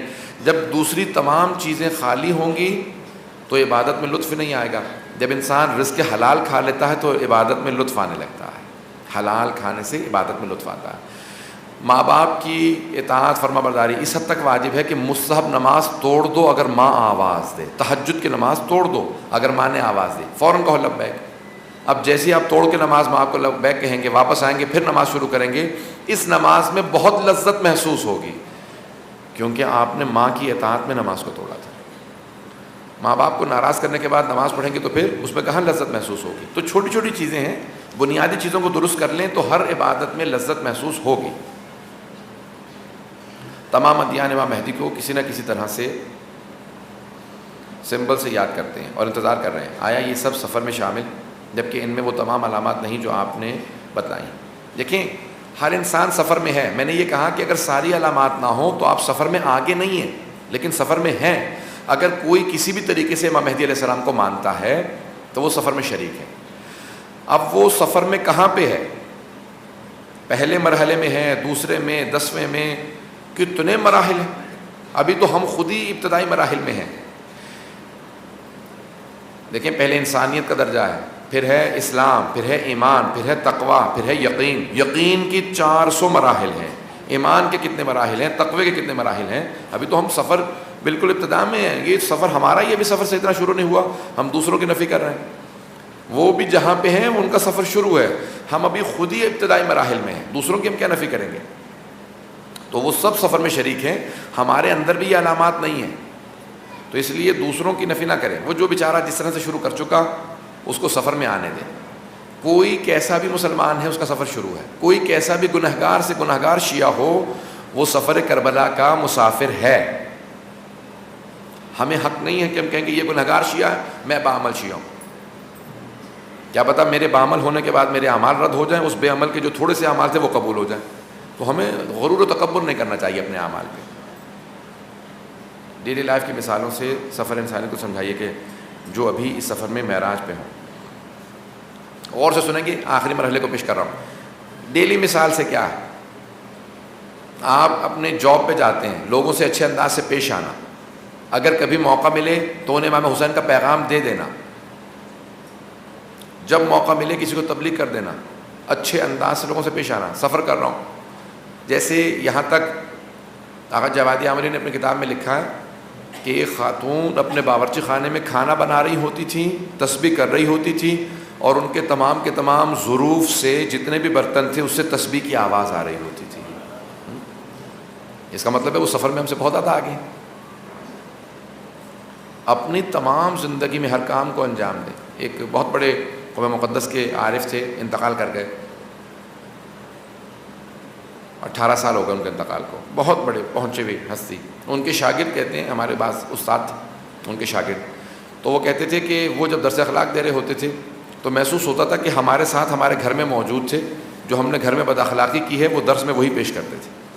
کہ بعض افراد عارف بننا چاہتے ہیں، علم عرفان کے آخری درجے کو حاصل کرنا چاہتے ہیں، بیوی سے خوش اخلاقی سے بات کر نہیں سکتے، ٹیکسی ڈرائیور کو گالیاں بکتے ہیں، اور علم عرفان کے آخری درس میں آ کے بیٹھ جاتے ہیں. تو وہ کہنے لگے کہ مجھے محسوس ہو رہا تھا کہ پوری میری کہانی سنا رہے ہیں. یہ بوڑھے آدمی ہیں، مسجد سے باہر نہیں نکلتے، میں ابھی گھر سے چلا ہوں. یہ سب انہیں کیسے پتہ ہے؟ سفر جاری ہے ہم سب کا. اپنی ڈیلی روٹین کے اندر تبدیلیاں لے کے آئیں، آپ کو خود بخود ترقی محسوس ہونے لگے گی. ایک کوئی مختصر سی دعا ڈیلی پڑھنا شروع کر دیں. ایک آیت الکرسی ہر نماز کے بعد پڑھنا شروع کر دیں.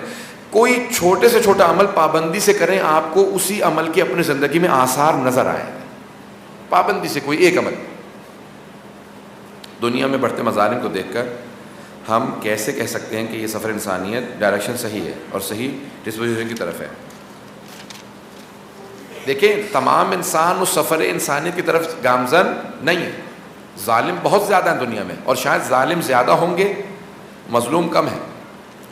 لیکن جتنے افراد اس سفر کو طے کر رہے ہیں چاہے وہ کم ہو، سفر انسانیت جاری ہے، رکا نہیں ہے.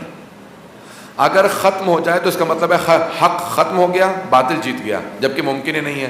اللہ کہتا ہے کہ کبھی بھی میں باطل کو حق پہ فتح نہیں دوں گا، ہمیشہ ہر دور میں حق باقی رہے گا.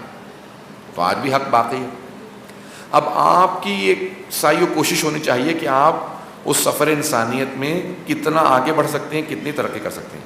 Can you please mention the 5 sentences that امام مہدی will use for the introduction. ایک اگر آپ ابھی جا کے انٹرنیٹ پہ ٹائپ کریں گے تو خود آغا بہجت کی زبان میں وہ جملے موجود ہیں کہ آپ جب اپنا تعارف کروائیں گے امام زمان علیہ السلام، ظہور کریں گے تو جمعے کا دن ہوگا، آپ اعلان کریں گے الا یا اہل العالم ان جدی الحسین قتلوہ عطشانا. اے دنیا کے تمام بسنے والوں، میں وہ مہدی ہوں جس کے جد حسین کو پیاسا ذبح کیا گیا تھا، جن کو مظلومیت کے ساتھ قتل کیا گیا، جن کو قتلہ عدواناً سحقوہ عدواناً، یہ تمام الفاظ ہیں جس کو مظلومیت کے عالم میں مارا گیا، سحقاً یعنی بربریت کے ساتھ جنہیں مارا گیا، جس میں رحم نہیں کھایا گیا، عدواناً جن کو دشمنی میں لوگ ان کی دشمنی کو حق سمجھ رہے تھے، یعنی یہ سمجھتے تھے کہ ہم اگر دشمن حسین ہیں تو ہم صحیح ہیں۔ تو یہ تمام جملے امام زمانہ استعمال کریں گے۔ سفر امام کے بغیر طے کیا جا سکتا ہے؟ امام کے بغیر، پیشوا کے بغیر، امام معصوم کے بغیر سفر کربلا طے نہیں ہو سکتا۔ میں نے آپ سے کہا کہ اس سفر میں بھی سب سے آگے امام مہدی ہیں، وہ اس سفر کو لیڈ کر رہے ہیں، وہ اس کے رہبر ہیں، وہ پیشوا ہیں، ہم سب امام کے پیچھے چل رہے ہیں، وہ پیشوا ہیں۔ امام کے بغیر کیسے سفر کربلا ممکن ہے؟ وہ پھر آپ کسی اور سفر میں، اگر امام مہدی علیہ السلام آپ کے سفر کے پیشوا نہیں ہیں، پیشوا امام مہدی علیہ السلام ہیں۔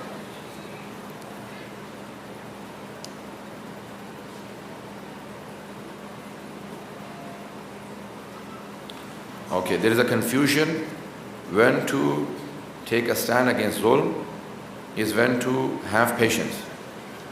ایک ہمیشہ کنفیوژن رہتی ہے کہ ہم کہاں پہ کس ظالم کے خلاف ہم سٹینڈ لیں اور کس جگہ صبر کریں۔ جواب پیش کر رہا ہوں اپنی انڈرسٹینڈنگ۔ جہاں آپ کے قیام کا دین کو فائدہ پہنچے اس ظالم کے خلاف مقابلہ کرنا لازم ہے، اور جہاں آپ کو ذاتی فائدہ پہنچے وہاں صبر کرنا بہتر ہے۔ ذاتی فائدے میں صبر بہتر ہے، دین کے فائدے میں مقابلہ کرنا بہتر ہے۔ اور بھی تشریحات ہیں۔ انسانیت پہلے ضروری ہے یا مذہب، یا پہلے ضروری ہے؟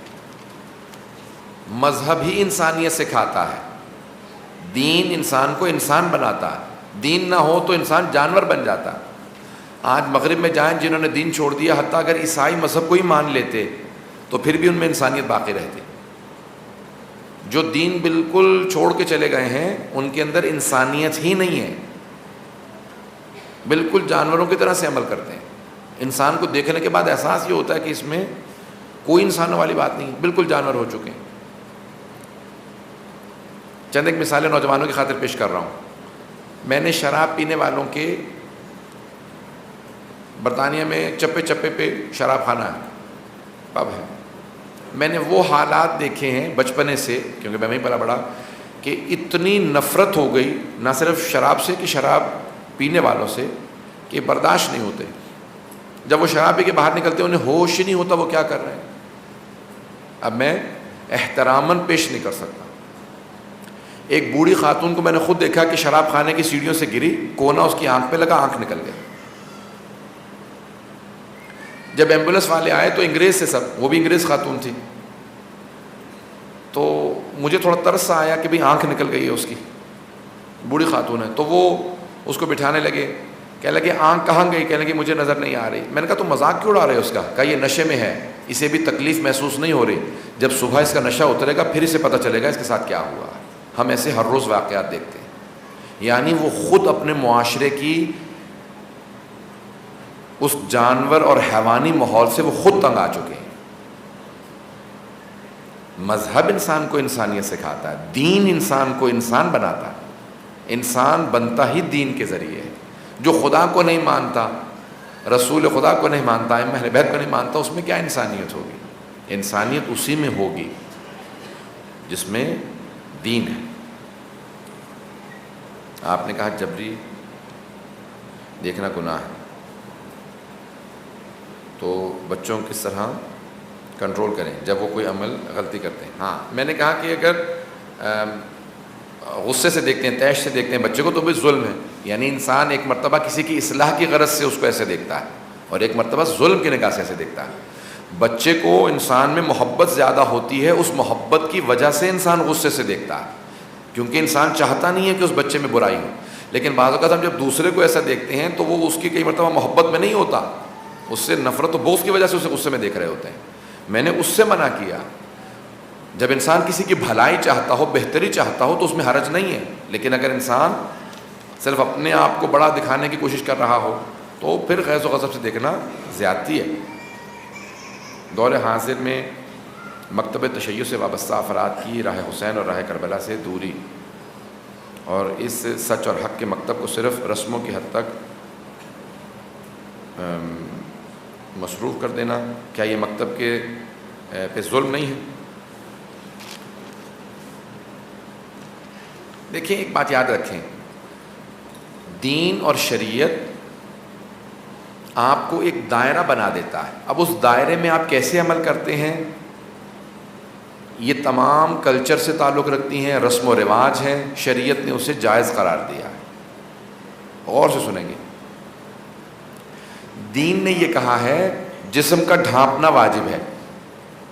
اب آپ شلوار قمیض پہنتے ہیں، ٹراؤزر شرٹ پہنتے ہیں، امامہ بقبہ پہنتے ہیں، لمبا کرتا پہنتے ہیں، چھوٹا کرتا پہنتے ہیں، شریعت نے کچھ نہیں کہا۔ شریعت کہتی ہے جسم کا ڈھانپنا واجب ہے، چاہے وہ مغربی کلچر کا ہو، مشرقی کلچر کا ہو، کہیں پہ کوئی بھی ثقافت ہو، وہ دین کی ضد اور مخالفت نہیں ہے۔ جسم کا ڈھانپنا شریعت نے کہا گوشت بکرے کا حلال ہے۔ اب آپ مسالوں کے ساتھ پکاتے ہیں، مرچیں ڈالتے ہیں، ابال کے کھاتے ہیں، یہ آپ کے اپنی اپنی رسم و رواج کے طریقے سے جیسے مرضی کھائیں، شریعت نے پابند نہیں کیا ایسے کھاؤ ایسے نہ کھاؤ۔ شریعت نے کہا آپ نے عزاداری کرنی ہے، کس رسم و رواج کے تحت؟ یہ اتنے جو فقہا نے خمینی سے لے کے آج تک، ان سے پہلے تمام فقہا نے کہا جو جس ثقافت کے تحت، جس رسم و رواج کے تحت عزاداری کرتا ہے وہ عزاداری ہے۔ فتویٰ امام خمینی کا، جس ثقافت کے تحت جو عزاداری کرتا ہے وہ عزاداری ہے۔ مسئلہ یہ آ جاتا ہے کہ دین کی توہین نہ ہو، دین کی توہین کا سبب نہ بنے، کوئی ایسا کام نہ کرے جس سے دین کی یا امام حسین کی توہین ہو۔ امام حسین کی توہین کا حق نہیں ہے مجھے اور آپ کو، لیکن عزاداری جس طرح سے جو کر رہا ہے وہ عزاداری ہے۔ اب ہر آدمی یہ مت سوچے کہ میں نے عزاداری سے یہ درس حاصل کیا، دوسرا ابھی یہاں تک پہنچا تو یہ بہت پیچھے ہے، اس کو نہیں سکھایا گیا۔ نہیں، 2-3 برس پہلے میں بھی وہیں تھا، 20 برس پہلے جہاں دوسرے لوگ ہیں۔ ابھی 2-3 سال میں کوئی آگے ترقی کر کے آگے چلا جاتا ہے تو وہ یہ سوچنے لگتا ہے کہ ہر آدمی ویسا ہی ہو جیسا میں ہو گیا ہوں 2 سال میں۔ ویسی میں توقع نہیں رکھنی چاہیے، ہمیں کوشش کرنی چاہیے کہ دوسروں کو ترقی کے سفر پہ ساتھ لے کے چلیں، لیکن ان پہ تحمیل نہیں کرنا چاہیے، امپوز نہیں کرنا چاہیے، انہیں یہ نہیں کہنا چاہیے تم غلط ہو۔ 2 سال پہلے تو آپ بھی وہیں تھے، آپ کو کوئی اس طرح سے پیش کرتا تو آپ کو کیسا محسوس ہوتا؟ بڑے پیار محبت سے لوگوں کو اس ترقی کے سفر پہ لے کے چلیں، کسی کی دل آزاری کا سبب نہ بنے، لوگوں کو ان کے احساسات، ان کی عقیدت کو ٹھیس مت پہنچائیں، محبت سے پیش آئیں۔ اگر کسی طالب علم سے پوچھتے ہیں کہ آپ تعلیم کیوں حاصل کرتے ہیں تو وہ کہتے ہیں کہ امام زمانہ کی رضا کی خاطر حاصل کرتا ہوں۔ اس کا مطلب کیا ہے؟ رضا کی خاطر، یعنی امام کو خوش کرنا چاہتا ہوں، جو پڑھ رہا ہوں امام کے مقصد میں ان کے کام آنا چاہتا ہوں۔ یعنی کیا مطلب؟ میں دوسروں کو امام زمانہ سے قریب کرنا چاہتا ہوں۔ لوگ اگر دیکھیں کہ امام زمانہ کا ماننے والا تعلیم یافتہ ہے، پڑھا لکھا ہے، باعمل ہے، تو لوگ اور بھی گرویدہ ہوں گے۔ تو یہ امام کی رضا کی خاطر ہے۔ کوئی بھی کام آپ امام کی، اللہ کی خوشنودی کے لیے کریں، امام کی خوشنودی کے لیے کریں، امام آپ اس کی جزا بھی دیں گے، ترقی بھی دیں گے۔ آخری امام کے ظہور کی کچھ نشانیاں ابھی واضح نہیں ہوئی، کیا اس سے یہ مراد ہے کہ ظہور کے لیے ابھی تیاری نہیں کرنی چاہیے؟ نہیں بھئی، ابھی 1100 سال سے زیادہ ہو چکا ہے امام کی غیبت کو۔ ائمہ سے پوچھا آپ کیوں نہیں بتاتے ظہور کب ہوگا؟ تو آپ نے فرمایا کہ ہم نہیں چاہتے کہ وہ افراد جن کے دور میں ظہور نہیں ہونا وہ تیاری نہ کریں۔ ہر آدمی تیاری کر کے رکھے، نا امید نہ ہو کہ میری زندگی میں ظہور نہیں ہوگا۔ اس وقت 80% سے زیادہ علامات پوری ہو چکی ہیں۔ ہمارے علماء فقہا کہتے ہیں 80% سے زیادہ علامات پوری۔ کچھ ہیں حتمی علامات، جنہیں کہتے ہیں من المحتوم۔ حتمی علامات آخری 6 مہینے کی ہیں، رجب سے ذی الحج،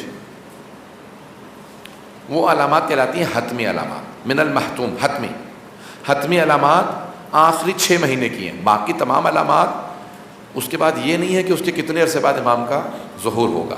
حتمی علامات، رجب کے مہینے میں 3 قیام ہوں گے، 2 اچھے لوگوں کا اور 1 برا۔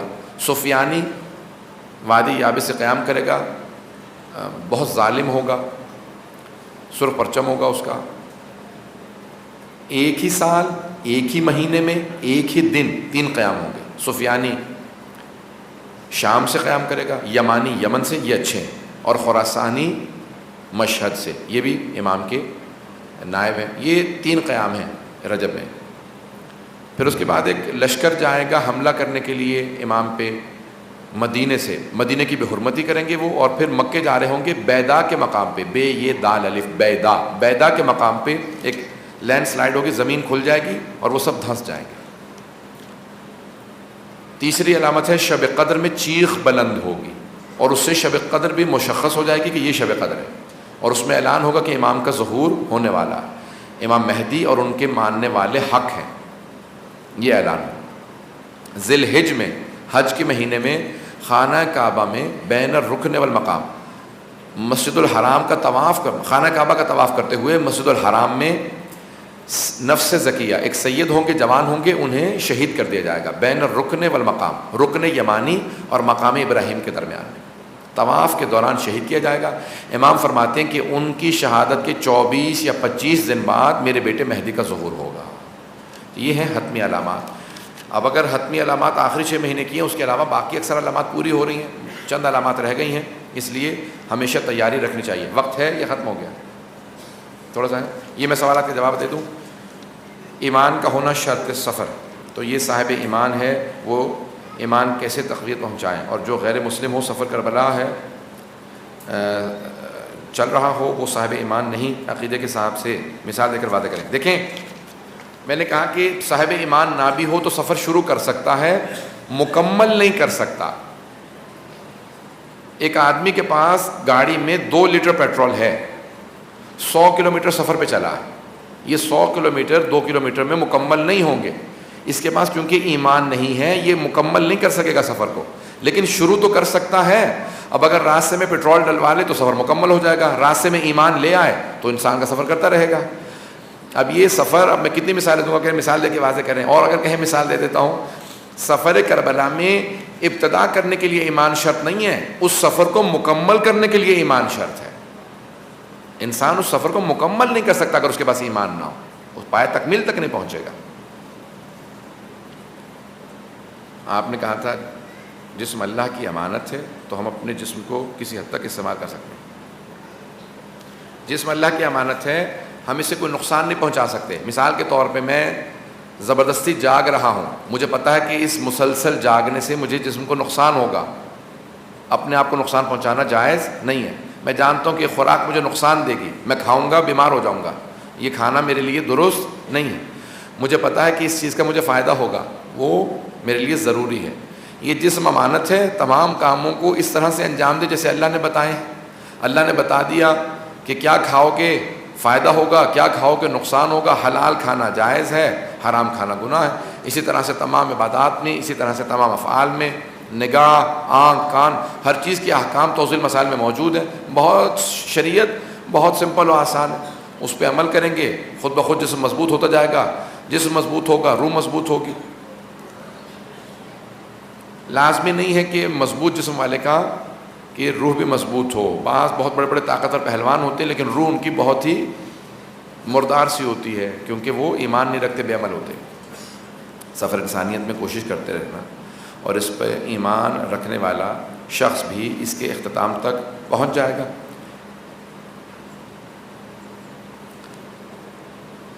سب سے بڑی چیز ہی کوشش ہے۔ امیر المومنین فرماتے ہیں من جدہ وجدہ، جس نے کوشش کی اس نے پا لیا، جو کوشش نہیں کرے گا وہ کسی چیز کو حاصل نہیں کر سکتا۔ سب سے بڑی چیز ہی کوشش ہے، جتنی زیادہ کوشش کریں گے اللہ اتنی توفیق دے گا۔ اگر ایک پتھر پہ بھی مسلسل پانی پڑتا رہے نا تو پتھر کی سلک گھس جاتی ہے، اس میں بھی سوراخ ہو جاتا ہے۔ اگر آپ بھی کوشش کریں گے، جتنا بھی دل سخت ہوگا، اللہ لازماً آپ کو امام حسین کی راہ پہ چلنے کی وجہ سے اجر بھی دے گا اور ہمت بھی دے گا، طاقت بھی دے گا۔ رجعت کیا ہے؟ کیا ہم بھی اس میں شامل ہو سکتے ہیں؟ رجعت انی بکم مؤمن و بایابکم موقن، زیارت وارثہ میں پڑھتے ہیں، میں آپ پہ ایمان رکھتا ہوں اور آپ کے پلٹ کے واپس آنے پہ یقین رکھتا ہوں۔ ائمہ اہل بیت پلٹ کے اسی دنیا میں واپس آئیں گے، اسے رجعت کہا جاتا ہے۔ قرآن میں بھی آیات ہیں اب کیونکہ یہ علمی موضوع ہے، تفصیلی موضوع ہے، تو اب وقت بھی تمام ہو چکا ہے۔ قرآن میں سورہ غافر میں آیت ہے ربنا امتنا اثنتین واحییتنا اثنتین، کچھ لوگ روز قیامت کہیں گے پروردگارہ تو نے ہمیں 2 موتیں دیں، 2 زندگیاں دیں۔ تو کچھ لوگ ایسے ہوں گے جو دنیا میں دوبارہ زندہ کیے جائیں گے اور پھر ان کو دوبارہ شہادت ملے گی۔ تو ایسے وہی افراد ہیں جو امام زمانہ کے لیے دعائے عہد پڑھنے والے امام کے لیے دوبارہ اٹھا جائیں، جو 40 دن دعائے عہد کو پڑھے گا ہر صبح فجر کے بعد، تو اسے امام زمانہ تب تک اسے موت نہیں آئے گی جب تک امام زمانہ کا ظہور نہ دیکھ لے، چھٹے امام کا وعدہ ہے۔ اور اگر مر گیا تو اسے رجت میں واپس لایا جائے گا تاکہ امام زمانہ کے قدموں میں اپنی جان قربان کر سکے اور پھر شہادت کے درجے پہ فائز ہو جائے۔ آخری سوال ہے، it is said that Imam Zamana will take revenge from Yazid or take revenge of Imam Hussain alayhi salam. How will it take place? Will Yazid rebirth or take revenge from Imam? ہمارے ہاں حدیث میں ہے نا کہ امام زمانہ علیہ السلام بدلہ لیں گے امام حسین کا۔ 2-4 جملے مصاحب کے بھی سمجھ لیں سیمینار کے اختتام پہ۔ روایت کے الفاظ ہیں جب امام حسین کو شہید کیا گیا تو تمام ملائکہ نے اپنی عبادت کو روک دیا اور سب تڑپ کے رونے لگے۔ جب سارے فرشتے رو رہے تھے تو سب کہہ رہے تھے پروردگارا اس وقت زمین پہ تیرا سب سے مقرب حسین تھا، ان انسانوں نے تیرے حسین کو مار دیا۔ تو ملائکہ میں اتنی ہلچل تھی کہ سب تڑپ رہے تھے، رو رہے تھے۔ امام صادق کہتے ہیں کہ سارے ملائکہ رو رہے تھے۔ اس وقت خدا نے ایک مرتبہ 12ویں امام کا نور سارے فرشتوں کو دکھایا اور کہا دیکھو میں اس کے ذریعے اس کا بدلہ لوں گا، میں اپنے مہدی کے ذریعے اپنے حسین کا بدلہ لوں گا۔ تو فرشتے برداشت نہیں کر رہے تھے۔ امام زمانہ کے پرچم پہ لکھا ہوگا یا لسارات الحسین، اے خون حسین کا بدلہ لینے والوں آ جاؤ۔ 2 طرح سے بدلہ لیں گے۔ آج بھی تو یزیدی موجود ہیں، اگر حسینی موجود ہیں تو آج یزیدی موجود ہیں۔ آج نہیں حملے کر رہے حرم پہ داعش، آج شام پہ حملہ نہیں کرتے، جناب زینب کے حرم پہ حملہ کر رہے ہیں اور کہہ رہے ہیں ہم روزہ گرا دیں گے۔ تو آج بھی یزیدی موجود ہیں۔ تمام موجودہ یزیدیوں کو ختم کر کے امام زمانہ بدلہ لیں گے امام حسین کا۔ ایک دوسرے تاریخ سے تمام ان لوگوں کو واپس لائیں گے اور ان سب کو دوبارہ سزا سنائیں گے جنہوں نے اہل بیت پہ ظلم کیا۔ امام حسین پہ ظلم کرنے والوں کو زندہ کر کے ان سے بدلہ لیں گے، بتاؤ تم نے یہ ظلم کیوں کیا تھا۔ 2 جملے پیش کرنا چاہتا ہوں، رات میں نے کسی جگہ پہ شاید پیش بھی کیا تھا کہ جب امام کا ظہور ہوگا تو روایت کے الفاظ ہیں آپ پہلے مکے سے مدینے جائیں گے، اپنی دادی زہرا کی قبر کا نشان بتائیں گے۔ جب اپنی دادی کی قبر کا نشان بتائیں گے تو بہت روئیں گے کہ میری دادی کی قبر کا نشان آج تک چھپا ہوا کیوں تھا۔ پھر اس کے بعد مدینے سے پہلے کربلا جائیں گے۔ جب کربلا جا رہے ہوں گے امام تو امام نالین اتار دیں گے، اپنے سر سے عمامہ اتاریں گے۔ جب حرم میں جا رہے ہوں گے تو ہر دیکھنے والا روئے گا، گریہ کرے گا۔ جب سب امام کو دیکھ کے رو رہے ہوں گے تو ایک مرتبہ امام روتے ہوئے حرم میں داخل ہوں گے، کہیں گے اے میرے جد حسین، جب میری پھپھیاں آپ پہ روتی تھی انہیں لوگ تازیانے مارتے تھے، انہیں کوئی رونے نہیں دیتا تھا، اب میں صبح و شام آپ پہ گریہ کروں گا، صباحاً و مساءً، میں صبح و شام آپ پہ گریہ کروں گا، اور اگر میرے آنسو خشک ہو گئے تو بدلت دموع دما، تو میں آنسوؤں کے بدلے خون کے آنسو بہاؤں گا، اب میں گریہ نہیں روکوں گا۔ اگر میری طرف دیکھ سکے تو ایک جملہ پیش کروں گا۔ روایت کے الفاظ ہیں امام روتے ہوئے حرم میں داخل ہوں گے، ذریح مقدس کا دروازہ کھل جائے گا، امام خود بخود جب معجزے سے دروازہ کھلے گا ذریح میں داخل ہوں گے، دونوں ہاتھ امام حسین کی قبر مطہر میں ڈالیں گے، دونوں ہاتھ قبر میں ڈالیں گے اور ایک ننھا سا لاشا اٹھائیں گے اور وہ چھوٹا سا لاشا اٹھا کے رونے والوں کو دکھائیں گے اور ایک سوال کریں گے، اور رونے والوں مجھے بتاؤ اس بچے کا کیا جرم تھا، اس بچے کو کیوں مارا گیا تھا۔ پھر بہت زور سے سینے سے لگا کے پیار کریں گے اور کہیں گے میرے جد حسین نے خود اپنے بچے کو دفنایا تھا۔ امام زمانہ بھی کربلا ہی کا حوالہ دیں گے، کربلا کے مصائب کو پیش کریں گے۔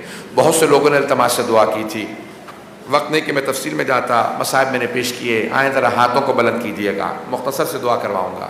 ایک مومن نے کہا کہ ان کی صاحبزادی بہت بیمار ہیں، پروردگارا امام حسین کے سینے پہ سونے والی بی بی کا واسطہ، جسے کربلا کے بعد پھر باپ کا سینہ نصیب نہیں ہوا، اولاد والے بیٹھے ہیں، آپ نے دیکھا ہے نا کہ اولاد کی محبت کیسی ہوتی ہے۔ اگر آپ کی آنکھوں کے سامنے کوئی آپ کے بچے کو ڈانٹ دیتا ہے تو آپ سے برداشت نہیں ہوتا، اور اگر کسی بیوی کے سامنے اس کی یتیمہ بچی کو کوئی تماچا مار دے، اب سوچے جناب رباب پہ کیا گزری ہوگی۔ پروردگارا جناب رباب کی اس یتیمہ بچی کا واسطہ، اس بیوی کی عظمتوں کا واسطہ، جتنے مومنین نے التماس سے دعا کی ہے سب کی دعائیں مستجاب فرما، جتنے مومنین و مومنات مریض ہیں سب کو شفائے کاملہ عاجلہ عنایت فرما، بیماروں کی پریشانیاں دور فرما، حج و زیارات کی تمنا رکھنے والوں کو حج و زیارات نصیب فرما، صاحب الزمان کے ظہور میں تعجیل فرما۔ امام زمانہ کی زیارت نہیہ کا ایک جملہ پیش کروں گا، اس کا واسطہ دوں گا۔ امام زمانہ کہتے ہیں میرا سلام اس معصومہ پہ جس کے رخساروں کا رنگ بدل جاتا تھا۔ معصومہ بچوں کا، معصوم بچوں کے رخسار کا رنگ کیسے بدلتا ہے؟ جب کوئی تماچا مارتا ہے نا تو رنگ سرخ ہو جاتا ہے، اگر زیادہ تماچے لگے تو رنگ نیلا ہو جاتا ہے۔ امام زمانہ کہتے ہیں میرا سلام اس معصومہ پہ جس کے رخساروں کا رنگ بدل جاتا تھا۔ پروردگارا ان بیویوں کی عظمتوں کا واسطہ، چادر جناب زینب کا واسطہ امام زمانہ کے ظہور میں تعجیل فرما، دشمنان اہل بیت کو نیست و نابود فرما، داعش کو اور جتنے اور دوسرے ظالم ہیں سب کو نابود فرما۔ پروردگارا خواجہ شیخ نشری جماعت نے اس سیمینار کا اہتمام کیا، جتنے بھی بانیان ہیں، منتظمین ہیں، شرکت کنندگان ہیں، جہاں جہاں سے جتنے میرے مومنین بہن بھائی آئے ہیں، بزرگ ہیں، بچے آئے ہیں، سب کی توفیقات میں اضافہ فرما، سب کا آنا قبول فرما، اس کے اہتمام کرنے والوں کی توفیقات میں اضافہ فرما۔ جماعت کے ایک عہدیدار کا کل کربلا کی زیارت کے بعد انتقال ہو گیا، پروردگارا مرحوم کو جوار جناب سید الشہداء میں جگہ عنایت فرما۔